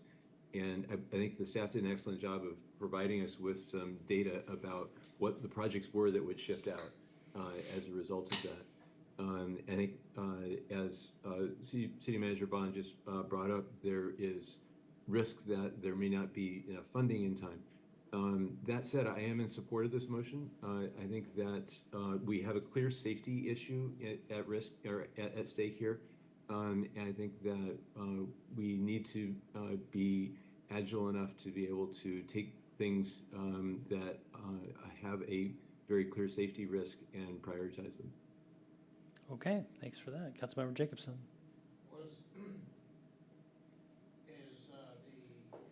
The 90.25.0030, is there a utility element that has been thought to precede this work, or am I mixing this up with something else? The AB did reference an AC pipe project that needs to precede it. So yeah, it has public works dependencies for sure. Because it doesn't, from a cost standpoint, looking at cost only, it doesn't make much sense to be doing significant street improvements and then ripping them up at some later point in time. And Totally agree. The motion is to prioritize the acceleration. It doesn't mean to out of sequence it. So my legislative aim is simply Okay. to, if an opportunity arose that they could speed up all the utility work and that were done earlier, that this project could move up, something else naturally fell off due to circumstance, that's all this would I do. missed the word prioritize. I'll listen more carefully next time. No problem.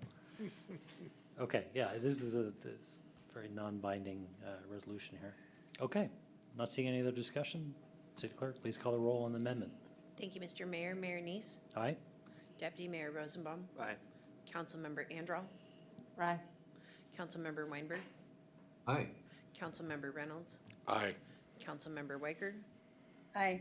and Councilmember Jacobson. Aye. Thank you, Okay, Mr. Mayor. amendment passes. Is there any other discussion, any other amendments? Not seeing any. City Clerk, please call the roll.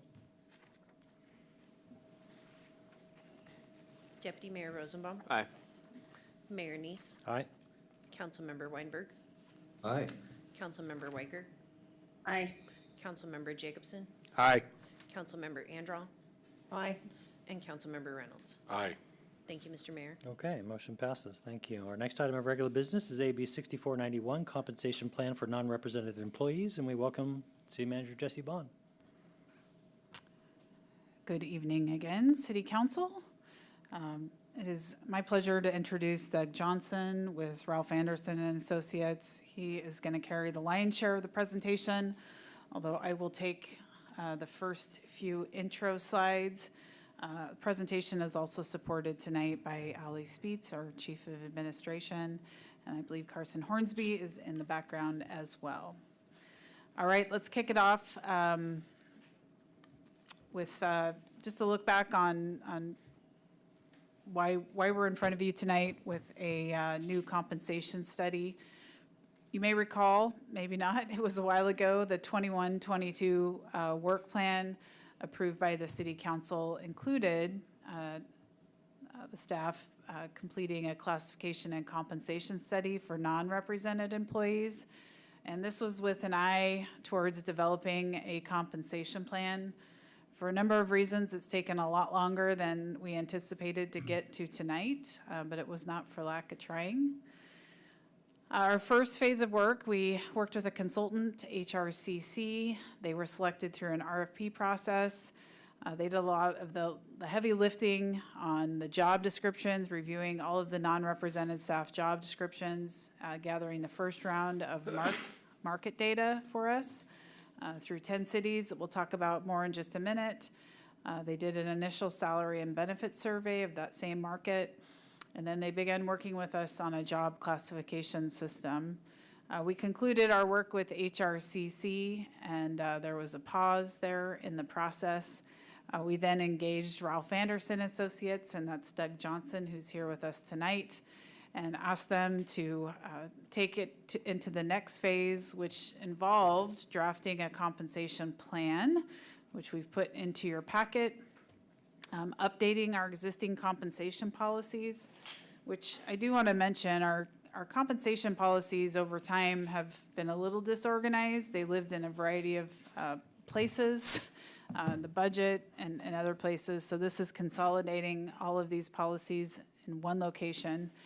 And then Doug has also been helping us update the salary data that was originally collected by HRCC to reflect our current market conditions in 2024.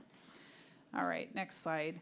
So for tonight, City Council, what we'd like to do is provide an overview of the issues and some of the solutions that we've proposed. There are decision points for the council, some policy options, if you will. We'd like to walk through those, and then happy to support your discussion on those policy decisions.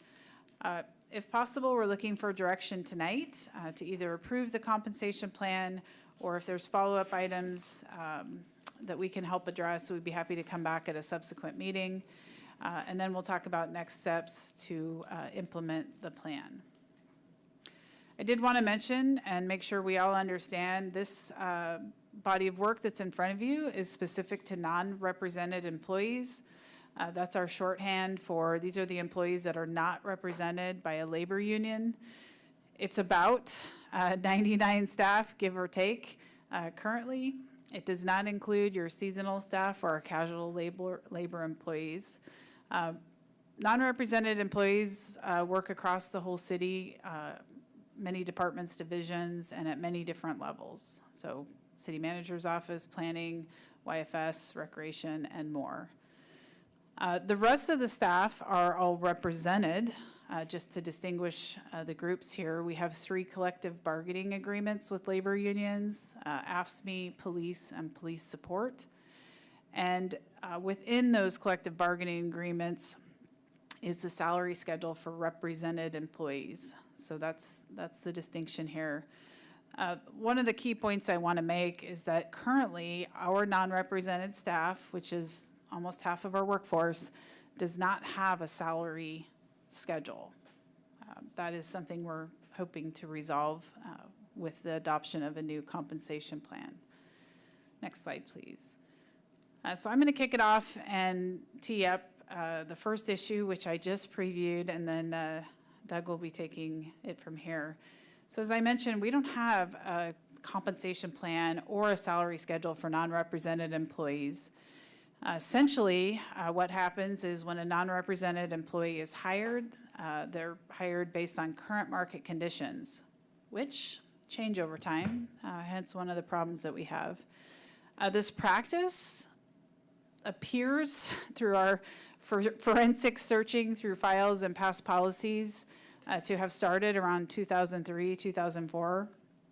There was a policy adopted to hire at the midpoint of the market. So we've been mostly doing that with all of our hires. You come in, you hire at the midpoint of the market, and then there is no salary schedule associated with your position. So with the exception of COLAs, that's where your salary remains fixed. Up until 2019, your non-represented workforce received annual pay for performance awards. These were tied to a performance review, and then there was a scale, and a certain amount was granted to non-represented staff based on performance. That was eliminated through a series of budget cuts, and this was right when I was starting with the city. We were talking then about, if we're going to take this away, we need to replace it with a new compensation plan and a salary structure. So it's taken a while for us to get to this point, but that's a little history. There's also no formal policy or mechanism for salary progression, except for COLA adjustments. For me to administer our current process, it's manual, right? If a problem is detected, if there's an inconsistency in a salary internally, I'm having to do quick market studies and manually adjust, which is not efficient, and it also leads to a lot of inconsistencies. I don't like it at all. It's not a good practice. The other thing you need to understand is that we're a complete outlier in the way we're doing compensation for non-represented staff. No other city does compensation this way, not just in our region, but I would say nationally, and Doug can nod his head if I'm close to right. But so we're hoping to make this change and align with market, and also set up a structure that really is much easier to manage and addresses potential inequities and inconsistencies. And I think, Doug, that might have been my last slide, but I'm not 100% sure. All right. Great. All right. Yes. Again, my name is Doug Johnson. I'm Vice President with Ralph Anderson and Associates, and I'm going to walk through the details of what's being presented tonight. So the first thing, the task at hand was to develop the compensation structure, and this again is for non-represented employees, and it involves looking at all job titles and positions and coming up with a structure that best represents that. And what that results in, which I'll show in a second, is what's called a job map. And that job map is essentially broken into 5 groups. So we have a leader group that has 6 levels distinguishing different levels of leadership. We have a professional group that has 5 levels. We have a technician group that has 5 levels. We have an associate group that has 5 levels. And then we have YFS that has 5 levels. The allocation of positions into those groups and levels is an assessment based on compensable factors. So we're looking at things like expertise, knowledge, and experience, resource responsibility, impact of decisions, autonomy of action, working relations, working conditions, those are all considered the compensable factors. So what that leads to in terms of what it visually looks like, and this is a little bit small, most of the charts are going to be fine to read, but this one's a little small. This is showing you left to right, each color represents a group. So we have leader, professional, technician, YFS, and associate, and then within that we've got our levels. This gives you the structure that tells you the group, and it tells you which jobs are higher than other jobs, but we don't have a way of being able to put a salary to these until we do a market analysis. So the whole idea is to do a market analysis, collect market data, and then that's what bridges these together. So essentially the compensation survey is an effort to market price jobs. So again, the job map is unique to the city of Mercer Island, and it represents the organization and work allocation and roles and responsibilities that you have within the city. Market data we're collecting through a custom survey, and I'll talk about the agencies. It's not reused, it's not buying data or using data from another source. It's customizing the matches and making sure we have as current information as possible. As part of that analysis, there's ultimately a need to make a decision in terms of where in the marketplace you want to be. Typically, organizations will look at the median or middle of the marketplace as a starting point, and you deviate from that based on what the cost impacts are or how aggressive you need to be with respect to competing with the marketplace. And I do have a lot to talk about that, so just want to introduce the concept that we do have to look at relative ranking or look at a position within the market. So our market is defined with these agencies. There's basically 10 cities that are used as our comparison base. There are some additional 5 agencies that just serve the purpose of essentially looking at your counselor or other similar types of unique jobs. So you have service that's unique for cities, and so we need to bring in some data from school districts in the county and the state in order to be able to get some data points for those jobs. The manner in which you select agencies like this group of 10, you would look at what are your historical practices, if you have any, who have you surveyed in the past. You look at nature of services, do they have full or the similar types of services that Mercer Island has? There is a need to look at geographic proximity, but you will also then need to balance that against size of the agency, population and budget being kind of an indicator there in terms of size. So it may be you have agencies that are close to you, but they're just so much larger or so much smaller that they don't provide a good comparison base in terms of doing a market survey. So our survey process was to collect data from all of these agencies. HRCC did an original survey. We basically did a new survey and got that updated information updated for 2024. So I believe there's an exhibit in Exhibit 2 that goes through the benefits. My focus is going to be looking at what the base salary range information is for the survey. So the way I like to look at this survey data is to break it down by group. And so we can think of these bars as being kind of all this data here. Left-hand scale there is monthly salary dollars, so looking at ranges in the marketplace. That's all of the data that we collected for leader. This is the group of data we collected for professional jobs. Technician was a pretty small group, but we have 3 or 4 data points there. YFS, we have data points, and then associate, we have data points. And really all this overall is basically 47 different job titles that are in 5 different groups. If you focus on the leader bar, that far left-hand bar, that's 20 market medians. So it's the median of salary ranges that we've surveyed, 20 data points, 20 different jobs. And now we need to segment that into the 6 levels that you've come up in your job match, basically averaging that data into those levels. And that way we end up tying the marketplace to the salary structure, the job match structure that you've set up. So that's the mechanics of being able to develop the pricing. And I would note that there is going to be some overlap. So you can see that the lower part of the leader group overlaps with the professional group. So you will have high-level professionals. They're going to be paid similar to a lower-level leader. You're going to have associates that start to get close to that low level of the professional. And that's the market that's making that determination.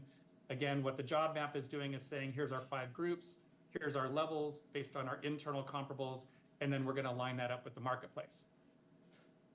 So a quick graph to kind of talk about market alignment, and I don't want to get into a lot of statistics or hopefully not get into the weeds on this, but there's a way to be able to take a chart, an XY chart, and plot essentially current employee salaries going left to right, and then the comparable market data we found in the marketplace for those same job titles going up and down the scale on the y-axis here. And we can just look at a plot map and see what that correlation is. And in this case, you have actual salaries, not ranges, being compared to ranges in the marketplace. We still have a pretty high R squared. That's the typical correlation that we look at in compensation in terms of looking at alignment. But if we then look at the proposed compensation plan, and we now look at that compared to the marketplace, we have a dramatic increase in terms of that R squared. You can see there's a much better alignment with the marketplace. And that's really the objective, is we want to make sure that we have salaries that are aligned with the marketplace. This further validates that the city's job map is not something that's completely out of kilter with the market, meaning they didn't create a job map with levels and hierarchies that are inconsistent with the market. What they've created is essentially well aligned with the marketplace. And again, the R squared is really just the best way of being able to look at what that correlation looks like. So issue number 2 is that you don't have salary ranges currently. So non-represented salaries are established basically at the time of hire, and there isn't a range progression. There's no standard kind of acceleration or progression of salaries. Basically, there's just a cost of living adjustment. As we said before, this requires a lot of effort for HR, the city manager, to administer this kind of structure. It doesn't have a plan or a set of guidelines. It takes care of it on its own. And it is notable that all the comparable cities we've looked at, these 10, have established pay ranges for non-represented employees. So you clearly are an anomaly. And if you desire to compete in the marketplace, if you want to optimize recruitment and retention, you need to better align with what the market practices are that you're competing with. So looking at a sample salary range structure, basically we're looking at a step structure or some way of being able to move salaries from starting point to a kind of a full value of a job. And you're typically what you're recognizing is, as an employee has another year, 2, 3 of experience, they're more acclimated to the city of Mercer Island. They're getting more experience under their belt. They're more productive and better able to do a full range of duties within the organization. So a typical public sector city range structure would have a minimum and a maximum, and it would be broken into fixed steps. So these are incremental progressions, and it's based on an annual assessment. Arguably, it's based on performance. If an employee is satisfactory, they would get that step increase. If you have somebody who's not at satisfactory performance, you would typically put them on a performance improvement plan, and you can deny that step increase. But the public sector pay structures are fairly simplistic in terms of having progression that's fairly narrow and using a fixed kind of step progress. So again, what we're trying to do is establish an upper and lower bound of a pay range. We want to ensure that there's consistent progression. It's not based on the whims of any one person or whether there's a strong budget year or a weak budget year, that an employee is treated fairly across the organization in terms of the salary progression, and that it aligns ultimately with market practices. So the way in which we approached establishing the structure is we wanted to see what the marketplace does. So this table has a quick summary. It shows the city that we're surveying. It shows the percentage progression, so the starting minimum, and in Shoreline, there would be a 22% range progression before they get to the range maximum. And in that agency, it's in 6 step increments, and each of those step values is 4%. CTAC is really similar. They have a 5% increment. That's why the range is larger, and still yet 6 steps. And you can see in the middle there, Auburn, Bothell, Linwood, Edmonds, Sammamish, Edmonds, those 4 have 7-step plans, around 4%. We do have some agencies that have more steps with smaller increments.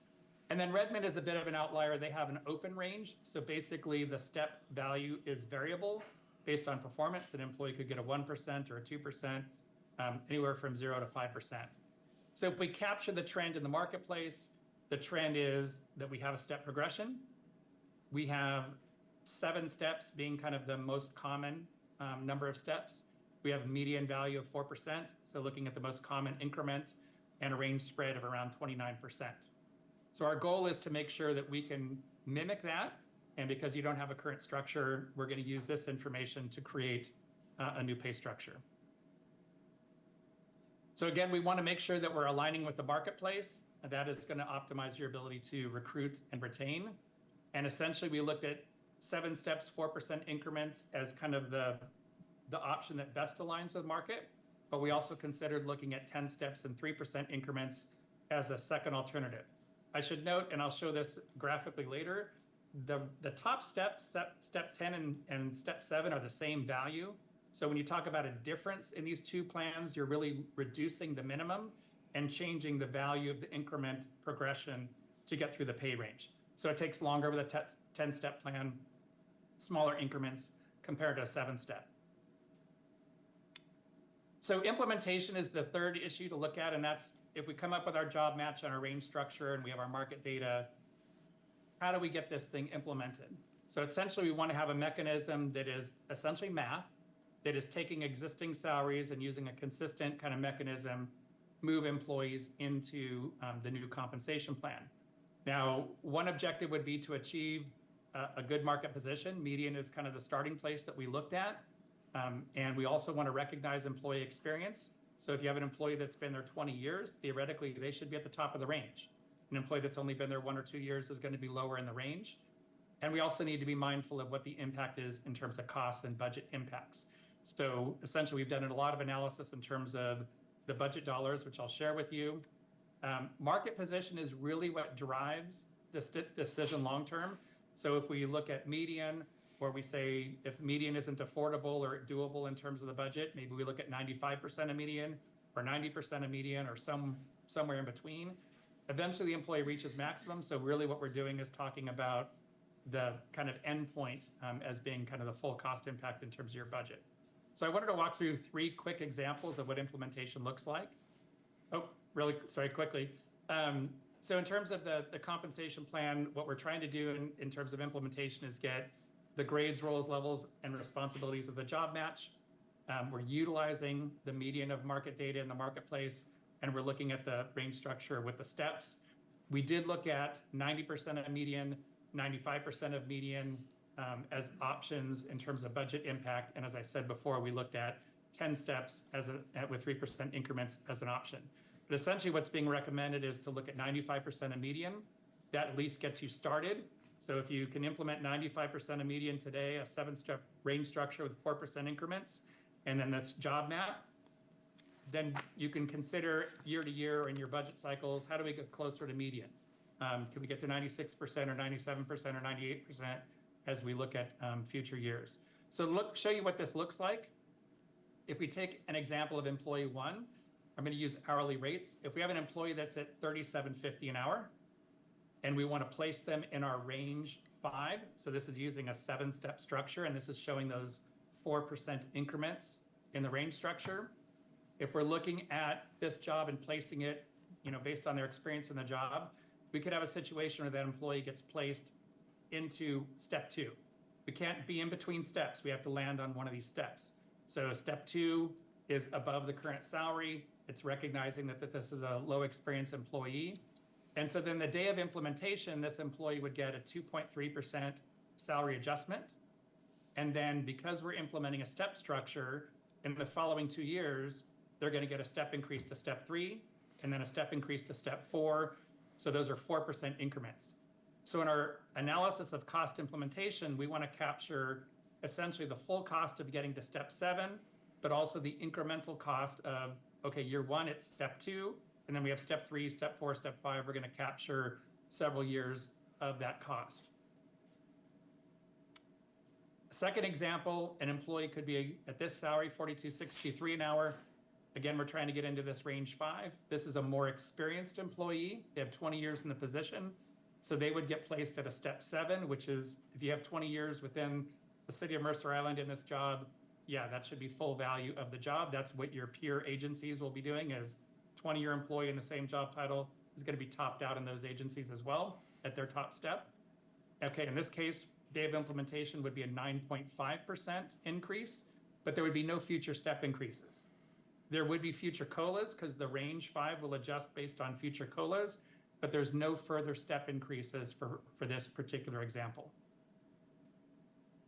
The third example is that we do have employees where the current salary is beyond the range that their job, based on all this analysis, is assigned to. And that's going to happen. And so in this case, the employee that's at $47.50 an hour, the top step of this range structure that they're assigned to is 4669, they're going to be outside the range because you cannot reduce salaries when you implement. Typically, you just do what's called a Y rate. You freeze the employee salary. So no implementation cost for this employee and no future COLAs or increases until the pay range adjustments. So future COLAs of the pay range, that employee salary will at some point get back within the range, and then they would be eligible for future COLAs. Now, there are options to that, but this would be kind of the traditional way of being able to implement a situation where an employee is above the range structure.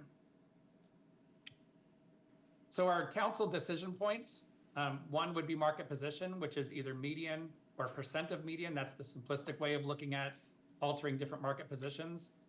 This is going to be the most impact on long-term costs because eventually people will move through the range. And so we have to consider what it costs for employees to start day of implementation and then progress through the steps until they get to step 7 in the range. The salary range structure, number of steps and percentage, that's determining how many years and what increments for somebody to move through the pay range. As we said, what we want to do is align with the marketplace, and the most common structure in the marketplace is 7 steps, 4% increments. A few agencies are actually fewer steps and higher increments. A couple agencies are more steps and lower or similar increments. So we want to align with that. But we did cost out and look at a 10-step option. And just to visually show you that range 5 that I gave you before, if you line them up, you can see step 7 and step 10 are the same. It's really just building it back in increments with the 7-step structure using 4% increments, and then a 10-step structure using a 3% increment. We end up with a little bit lower salary when we do a 10-step structure. But again, that's just looking at that option. Before I get into costs, I did want to talk a little bit about market position. I'm throwing a lot on one chart. I'm not building it out here. So if we were to do a theoretical ranking, what we did was we took our salary data, we did the job map analysis, we created these ranges, and we looked at, well, what if we compared that data, the new job map and salaries, back to our market survey that was conducted earlier this year? And if we did that using median as our driver of data, you would be essentially at the 54th percentile. Median is 50th percentile. So what this is doing a lot of math to rank the average percentile rank of each of these agencies in the data set we have. And it creates a situation where Redmond's at the top, on average at the 70th percentile. Washington State is on average at the 10th percentile at the bottom. You can see Mercer Island is right in the middle. If you start looking at options, 95% of median is putting you down closer to the bottom third of the data, 37th percentile, slightly above the third. And if we look at 90% of median, it's going to drop you down to the 20th percentile. 80% of the agencies or the data points are essentially above that point. So it may be that achieving median is a multi-year goal. I think, again, that's something that we started with. The reason that we've kind of shown 95% of median is because that appeared to be something that better aligned with budget, but that would be something that the council can have further discussion about. So let me give you those numbers. The way we look at implementation costs is I'm going to show all numbers looking at 7 steps and 10 steps. But if you see in this chart here, the long-term costs are the same. So the difference between these two options is really incrementally, how do we get there? And just to note, the footnote at the bottom, these cost figures include a 38% benefit load. So we're taking our base salaries and adding the benefit impact. And these are assuming a 12-month cost. So if you were to implement this in a half year, say like you were to implement July 1, then you would take these first year costs essentially and cut them in half. The long-term costs are still going to be out there, but your first year cost would not be what's shown here. And then if we want to look in terms of what the subsequent costs are, we can look at years 1, 2, 3, and 4. We stop at 4 because the magnitude of costs are going to be in the first 4 years, and beyond 4 years with employee turnover, retirements, new hires, additions, changes in staff, any number of things that can happen in the next 4 years, the precision really drops off. So we're focusing on 4 years. And so you can see if we want to look at these individual costs, these represent the annualized costs. At 90% of median, it's year 1 cost of around $200,000. At 100% of median, it's a year 1 cost of $680,000. You can see if we use a 10-step plan that these year 1 and then incrementally these first year costs delay the cost. So instead of 202, it's 152. Our 95% of median was 395. It's down to 300. And then our 100% of median is 480, which is quite a bit lower than 680. But all you're doing is essentially delaying those costs. You'll see that your 2 costs are down a little bit, but then we start in year 3 having costs that start to exceed what our costs were in the 7-step plan. And if we kind of build it out, we end up with more remainder in years 5 through 9 compared to 5 through 6. But this also gives you the percentage change. So you can think in terms of 95% of median would be a 5.9% change in salaries, but doled out through future step increases. If we looked at a 10-step range, it's going to be a little different only because some of that 5.9% gets pushed into some further years. So this is our way of being able to model all this, and just kind of closing out, just to have some bullets to explain the slide. Again, it represents full cost.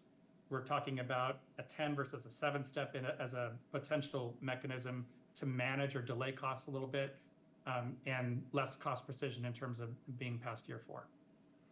Doug, I've got a question from Councilmember Anderall. Go ahead. Yeah, thanks. Looking back at slide 18, I saw that you placed that employee into the top step instead of the number 5 step, which, was that 18? Yeah. Yes.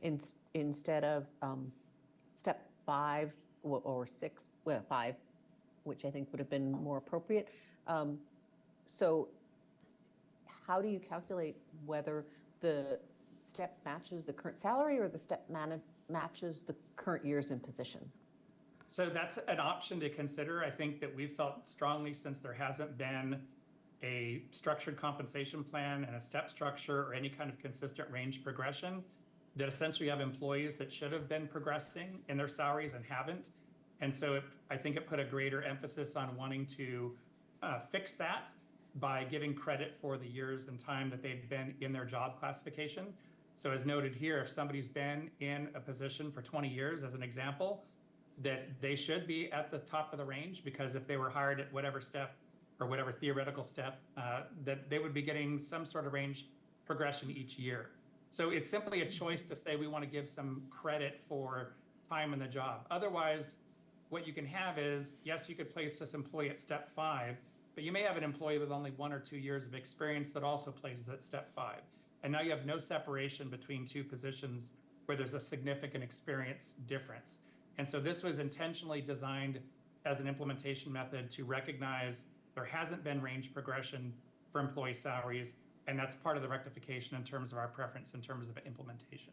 Doug, if I could just add, Councilmember Anderall, it's my policy recommendation that we apply years in position, because the example that Doug just gave of having employees with 20 years experience making the same amount as an employee in the same position with only 2 or 3 years experience is a real life example of an equity issue that we've had to work through at the city.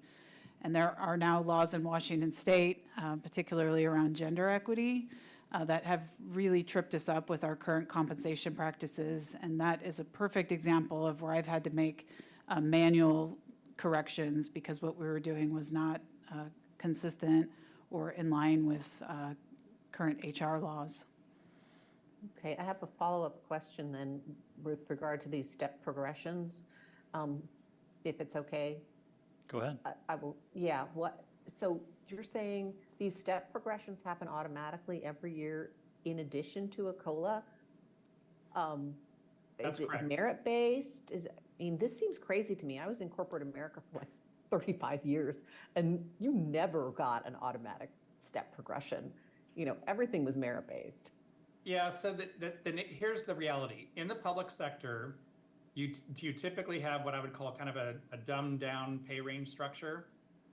Most public agencies do not have refined performance, pay-for-performance programs where they get into differentiating performance, and that would create a situation where you wouldn't have steps. You would say this employee who's maybe lower level performing would only get 2%, a high-performing employee might get 6 or 7%. So in the public sector, it's this kind of short, fairly short in terms of range structures. within 6 years for an employee to progress through the full value of their job as a satisfactory employee. So you would not give a step increase to somebody who's unsatisfactory, and that's up to the city to refine that in terms of policies. But yes, they would get that step progression and the whole range would move by COLA. This is what the competing employers are doing in the marketplace. And part of the objective is you need to align your practices with who you compete with, because when you're hiring employees or potentially losing employees to these other agencies, that's where you're competing. It's no different than the fact that an Amazon is going to be competing with tech companies. A construction company is going to have a compensation plan that's optimized for trades, construction jobs, and peers in the construction industry. Aerospace is going to have a compensation plan that's dialed in there. So corporate America is going to look very different because it's not a transparent public sector plan, and they're going to have more bells and whistles in terms of how compensation moves, or potentially things like bonuses or stock options and those sorts of things. In the public sector, it's just a simple range, step increment, and this is what you're competing against. All but one of the agencies in the marketplace, well, they all have a range structure that progresses annually. Only one of them, Redmond, has a variable amount, but I'm sure if you pulled their information, they're giving 3, 4, 5% typically for most of their employees. Okay. Mr. Mayor, I just wanted to mention, we had a few more slides. It may be worth wrapping up, and then we can stop screen sharing and take questions, if that would work for everybody. Okay. All right. Doug, let's jump back to where you were there. Okay, we finished this slide here, which was getting into cost impacts. I also wanted to show, we can also chart what the step placement of employees is. And so like if we look at this 7-step example, and I'm going to focus on 95% of median, we would have 2 employees that would be rounded into a step 1. 5 there, step 2, 3, you can see the progression. Most of your employees would be at step 7, or a good chunk of them, not most, but 27 would be at step 7. And we would have 27 employees that would be outside the pay range. So their salary, whatever decision was made upon hire, as we come up with this structure and realign it, you're going to have employees that are outside of the compensation structure. So this shows you essentially how many employees in each step for both the 7 and step plans for each of the different market options that we did our initial cost analysis on.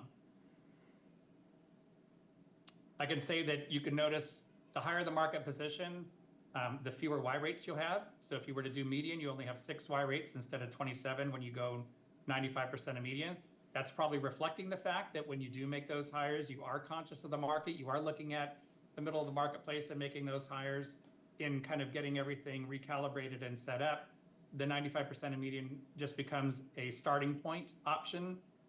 And really it's more of the discussion that you would have in terms of budget and prioritizing that process. So in terms of decision points, the 7-step 4% increments, as we said, is more aligned with the marketplace. Again, it's going to be aligned with city government, the cities you compete with, not looking at general employers, private sector employers, but looking at what other cities do. And it's therefore going to best optimize your ability to recruit and retain. Employees would reach the maximum within 6 years. And the 10-step increment is extending that out to 9 years until somebody reaches maximum, at least the most. They could be hired above step 1. This is something that, again, is going to spread costs out over time. And really, it's a matter of potentially managing costs in terms of looking at these options. So looking at those increments. I just have a quick slide to show you that we did look at all options, 90% to 100%. You could theoretically pick any of these in terms of a starting point, and you're going to have to look at what that year 1 cost is, project it through your budget cycle in terms of the next 4 years, and that's a driving aspect. And I would just like to say, agencies that go through compensation studies and adopt the changes that you're considering in terms of looking at building a salary structure, range structures, salary ranges, and so forth, a modified market position is part of the compromise of getting all those important pieces into place. And once those pieces are in place, all you really are focusing on is how can we get more aligned with the market if you desire to be at median? How quickly can we get there? What does that involve? All these other pieces are taken care of. So we'll have the structures in place. It's just a matter of incrementally looking at our market position. So last thing to hit with you is that all of this analysis is based on a 2024 year. If you implement this now, you're still within that window, but it doesn't change that looking forward, you have to consider the cost of living moving forward. So you will have to look at a 2025 COLA if you want to maintain median market position, 95% of market median, whatever you're choosing for that initial implementation. You will have to maintain COLA increases to the salary structure, just like you have in the past. So this shows you from 1995 to 2024, the COLAs that you've had in the past. You can see we all were spoiled with having COLAs that were, 2, 3, 1, 0 for a long period of time. So 2 6s in a row reflects that we've had inflation, CPI costs, et cetera, that are dramatically having an impact on the market. And we've had low unemployment, tight labor markets, all those combine into larger increases. I think if you average this out, it's 2.2% over this time period. Most times it's been under 4%. As it noted here, 23, 24 were 6% COLAs. And just for your reference, the latest CPI-U, which is often the benchmark that agencies will use for Seattle, Tacoma, Bellevue, is 4.4%. That's April 2024, looking back a year to April 2023, that's that 4%, 4.4%. So closing out, this is a chart we showed before. These are the decision points. Is to look at the salary structure in terms of number of steps and percent, and look at market position in terms of median or percent of median. The second one, again, is going to be the one that has the impact in terms of full long-term costs. And the first option is giving you a little bit more flexibility in terms of how you grow into those costs. And with that, we're happy to take questions. Okay, thank you, Doug. I'm going to get the council off at least on a motion. So I'm going to move to adopt the compensation plan with salary ranges set at 95% of the median of the labor market, with 7 steps in the salary schedule, with 4% difference between salary steps, and an effective date of July 1, 2024. Second. Okay, moved and seconded. I'll let the city clerk catch up on that. Mr. Mayor, I didn't capture the last, with 7 steps. With 7 steps in the salary schedule, with 4% difference between salary steps, and an effective date of implementation of July 1, 2024. Thank you, Mr. Mayor. Okay, moved and seconded. Councilmember Weinberg. Yeah, so the current proposal that's on the table is includes the 95% centering, right? Yes, sir. And so I'm noticing that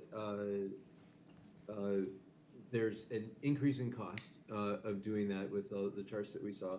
I'm wondering if we know what percentage point we are currently at with respect to the market median.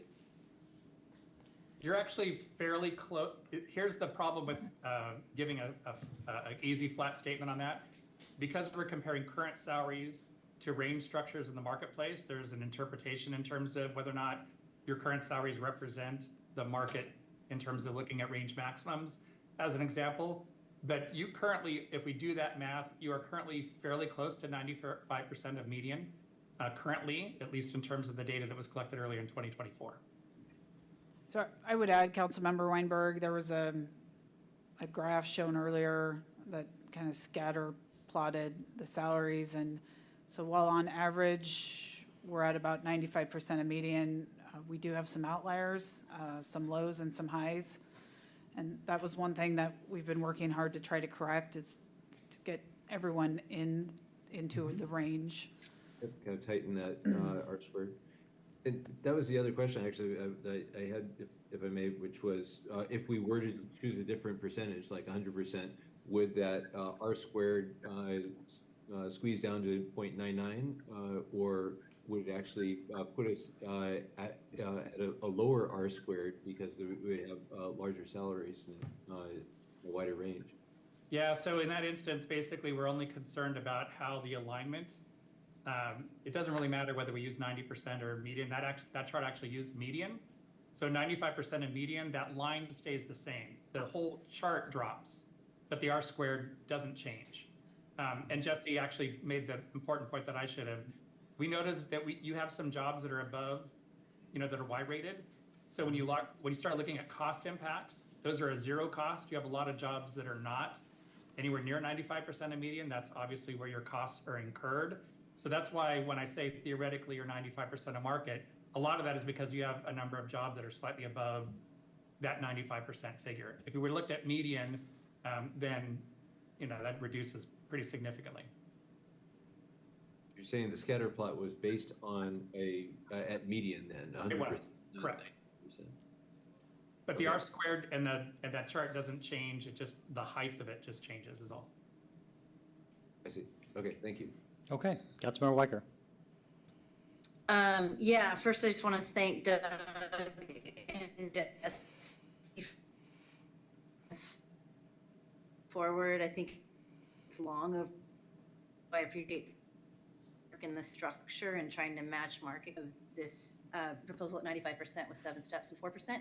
And I think our employees are worth 100%. So I'd like to perhaps look at this next year, the year after, and just see where we are as we implement this. And I'm really excited about this July 1, 2024 start date. So I just hope we can take another look at this in the future and see if we can't get to 100% down the road when we get there. But for now, thanks for bringing this forward, everybody. I think it's great to get it done and get it implemented July 1. Thank you, Deputy Mayor Rosenbaum. I have an amendment to the motion. I would like to amend the motion to include that we direct the city manager to prepare a budget proposal setting the non-representative salaries at 100% of market median for consideration this fall as part of the 2025-26 biennial budget process. Second. Okay, it's moved by Deputy Mayor Rosenbaum, seconded by Councilmember Weinberg. Yep. All right, do you want to speak to the motion? Yeah, I think I'd echo what Councilmember Weicker just said. I'll have more to say on this when we get to the main motion.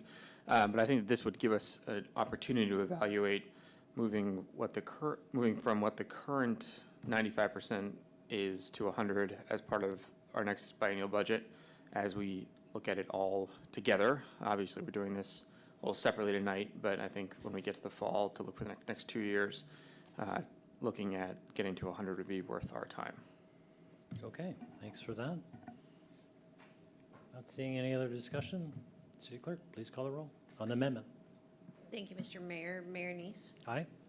Councilmember Jacobson. Are we voting on the amendment? Yes, sir. Yes. Abstain. Councilmember Weicker. Aye. Councilmember Andral. Nay. Councilmember Weinberg. Aye. Councilmember Reynolds. Aye. And Deputy Mayor Rosenbaum. Aye. Passes 5-1-1. Okay. Change my vote to nay, please. Okay, so the amendment to the motion passes. Any other amendments? All right, anybody want to speak to the motion before we adopt it? Deputy Mayor Rosenbaum. I'll let Jake go first. Yeah, I'm really excited about this. I think Jesse said that this was something we put on the work plan in, was it 2021? 2021. It's been a long time since then. I'm really excited about this. I think this gives us, the fact that we're doing this, I think, puts us light years from where we are right now. This is something that obviously, a lot of other cities have, and is going to be really important, I think. I hope for the team as we continue to grow as a city. We just had our resident satisfaction survey last week or 2 weeks ago, whenever that was. And it's very clear that the residents think that our team in the city is doing a great job. And obviously, you don't have to drive very far to notice that we're competing with much larger cities. And I think our residents have expectations similar to what they would expect in a well-run large city, which is obviously much harder to do on a scale of ours. So I'm excited about this. I think this is great, and I think shows a good deal of appreciation. I think from the council on behalf of the residents, for the city staff that work hard every day. One thing I really enjoy about being the council is we get to work a lot with the staff, and I'm regularly impressed with their depth of knowledge, out of the box thinking, scrappiness, that I think makes our little city perform at a much higher level than other cities our size. Okay, thank you. Councilmember Reynolds. Thank you. Just have a number of general comments I'd like to make. First, I wanted to thank the mayor for putting me on this task force. It was a great, or subcommittee, I'm not sure what the correct term is, but it was a great group. And I admit that while I might quibble about some of the details of process or the final decision, I was always very impressed with the rigor and thoughtfulness that went into this, and the careful mathematics and the careful analysis. And I think my hat's off to our consultant on this. He did a great job with that and answered all of our questions with a great deal of patience. I think one thing I know is, to echo comments Councilmember Rosenbaum made, we and others, we've got a great staff. And while I would very much like to get them to 100% now, and I think they deserve that and more. I also recognize reluctantly that it's probably the responsible thing to do to view that decision as part of the budget process in the fall. So that's why I supported that motion, and I think it's important to have that discussion at that time. I think I think of myself as a representative of the broader community. I think that members of the community want and deserve high-quality, high-performing staff. I think they've got that now, and I think we have an obligation to pay them as if they are high-quality, high-performing staff, because that's what they are.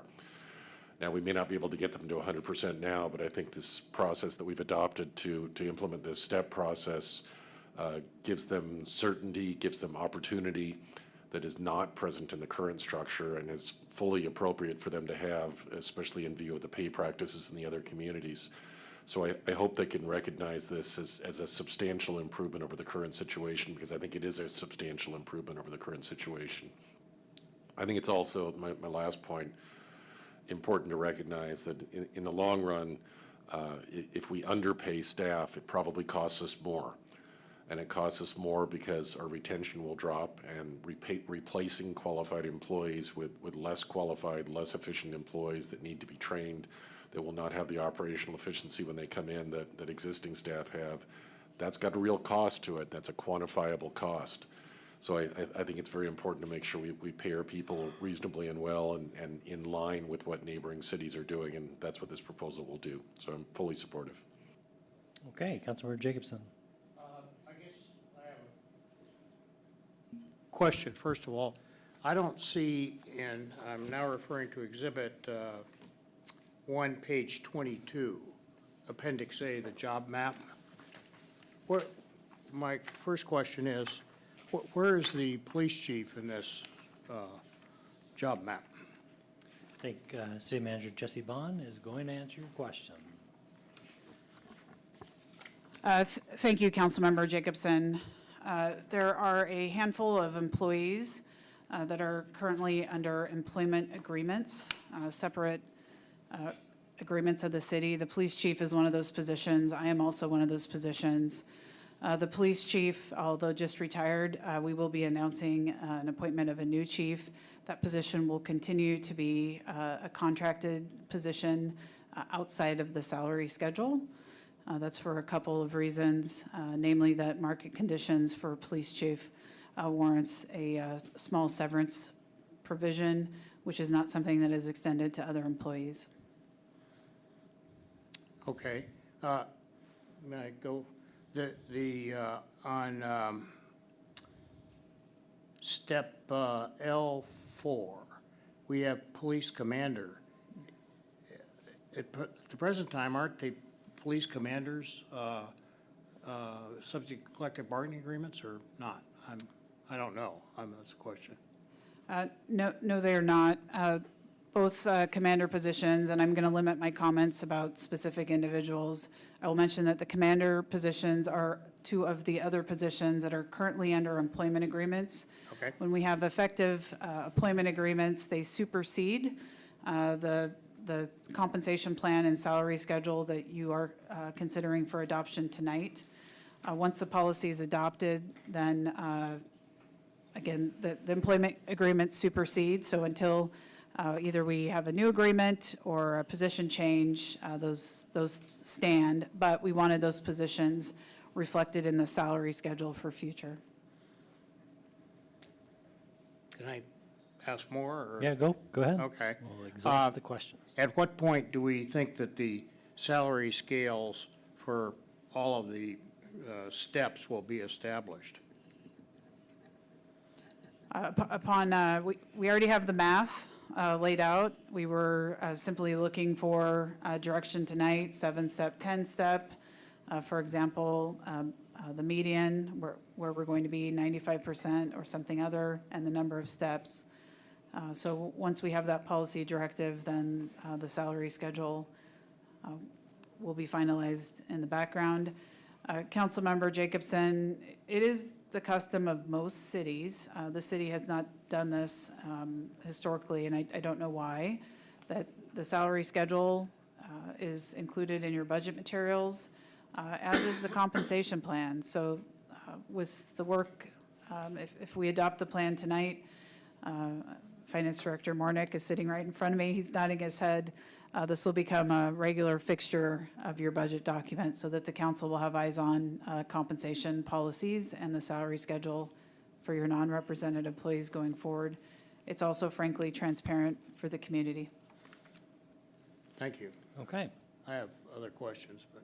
Well, you're the last one left, so keep All going. right, fine. This is one for our finance director, and that is to the, I take it that you did the estimates that are on page, wherever it's on. I will find it here. On page 6 of the agenda bill, is that your work? No, we work directly with our consultant team to pull together the fully burdened costs as projected in the agenda bill. Oh, okay, and do they reflect the range progression that Mr. Johnson talked about? Can you ask that again, Councilmember Jacobson? Yes, do they reflect the range progression, which Mr. Johnson talked about at some length in his Yes. presentation? Yes. Yes. I will say one thing. I'm going to vote against this, and I'm going to vote against it for a couple of reasons, and I want to be of record. First of all, personnel costs are roughly, as I understand it, roughly 80% of our budget. And I'm concerned, getting to the point where we will have to go to the public and say we want more money. And if we don't have more money, then we're going to be in a pretty damn difficult situation about cutting salaries. I also feel very strongly that performance should be rewarded and that it's a tremendous incentive. And this system in automatic doesn't seem to me to do it. So that's my position. Okay. Any other comments from council? Well, without repeating what has been said, and Councilmember Jacobson, I appreciate the comments. Having been on the council when we had the cuts that came after Prop 1 and being responsible for cutting the performance improvement pay that existed at the time, you know, I'm partially responsible for leaving the staff without any sort of way to career path. And when you think about succession planning, which I think is the core of how do we as a municipal government maintain the priorities of government for the citizens of this island without any way of saying to somebody, we appreciate, we can career path you, not only in the work that you do, the training that you receive, but the payment that we make for that. I feel like that is the missing piece. And without having a compensation plan, we haven't said to half the workforce that we value you career pathing with Mercer Island. And so I think this is an important step in that direction, and certainly better than what, you know, the system or lack of system that we had in place. So I'm going to support the motion. City Clerk, please call the roll. Mr. Mayor, I do have a request for a slight revision to your motion. I need the motion to include adoption of the compensation plan, and that those words were left out. So The motion began with move to adopt the compensation plan. Thank you. I think we didn't capture it on the other side. Okay. Andrea, for the record, could you just read the motion so everybody has it again? Yes, I have moved to adopt the compensation plan for non-represented employees at 95% with 7 steps in the salary schedule, with 4% difference between salary steps, and an effective date of 7/1/2024. Thank you. Okay. Ready to call the roll? City Clerk, please call the roll. Thank you, Mr. Mayor. Councilmember Jacobson? Nay. Mayor Neese? Aye. Councilmember Weinberg? Aye. Councilmember Andral?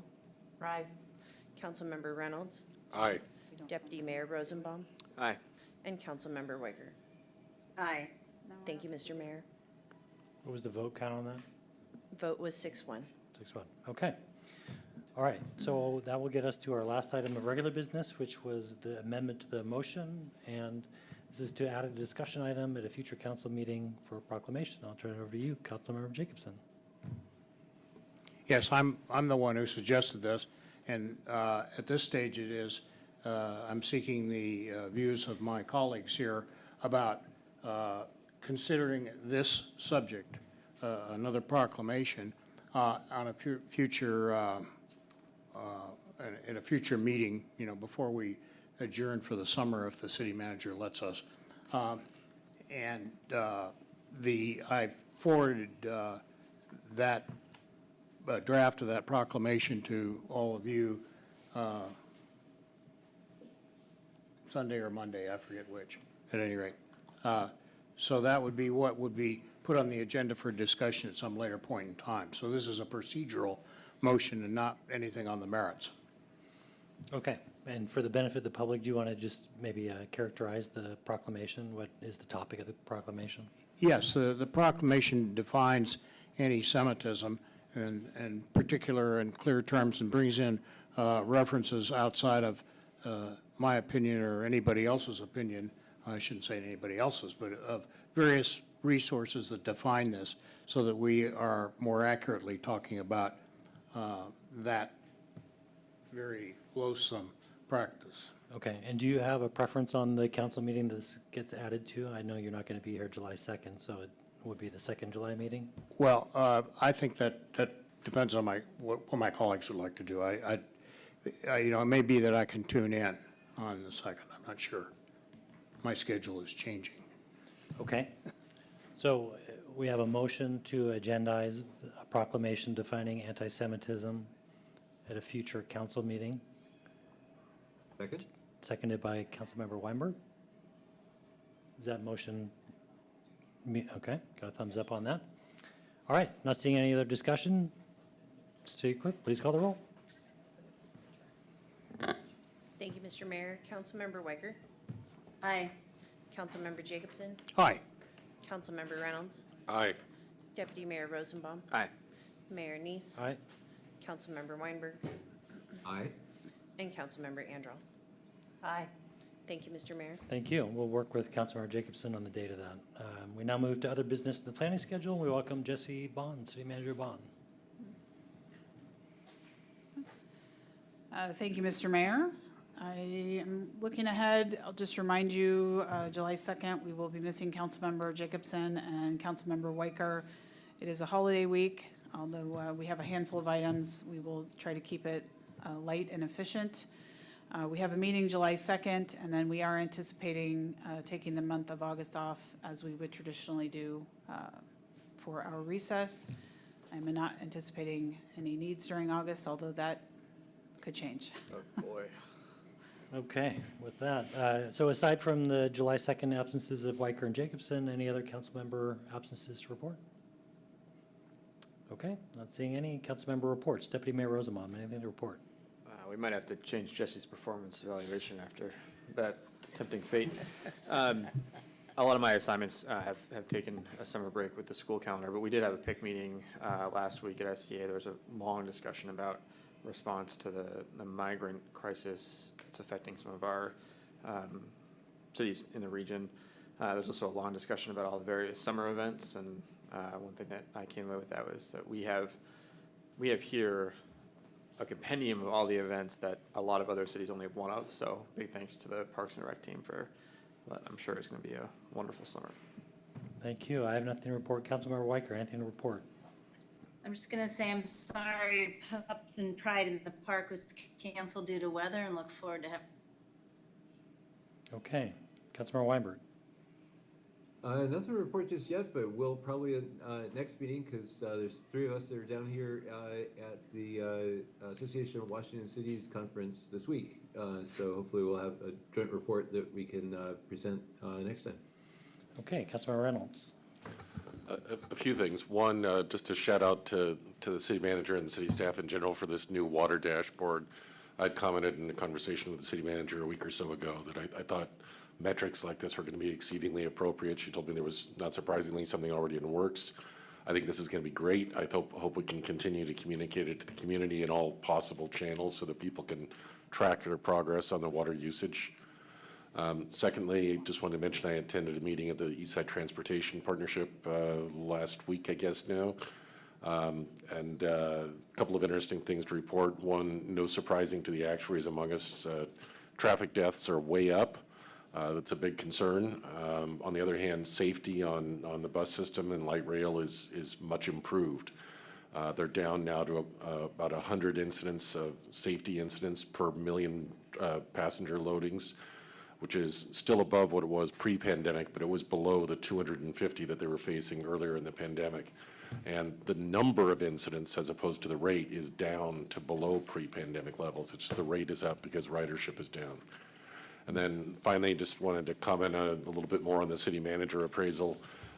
One thing I forgot to mention is that really my commentary to her and the praise of her is really also collectively a commentary on the effectiveness of staff. And one of the things that the city manager does very well is get the most out of her team. And I think she's done a fabulous job about that. And the team deserves some credit for her fine performance review.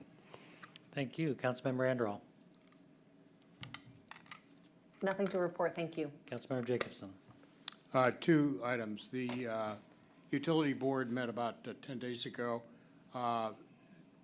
It largely was a rerun of what we've seen in terms of the water leak problem and what the implications are, both of repairs and what it means for what the citizenry has to do. Secondly, we discussed and presented to the 2 new members of the utility board, Todd White and Craig Olson,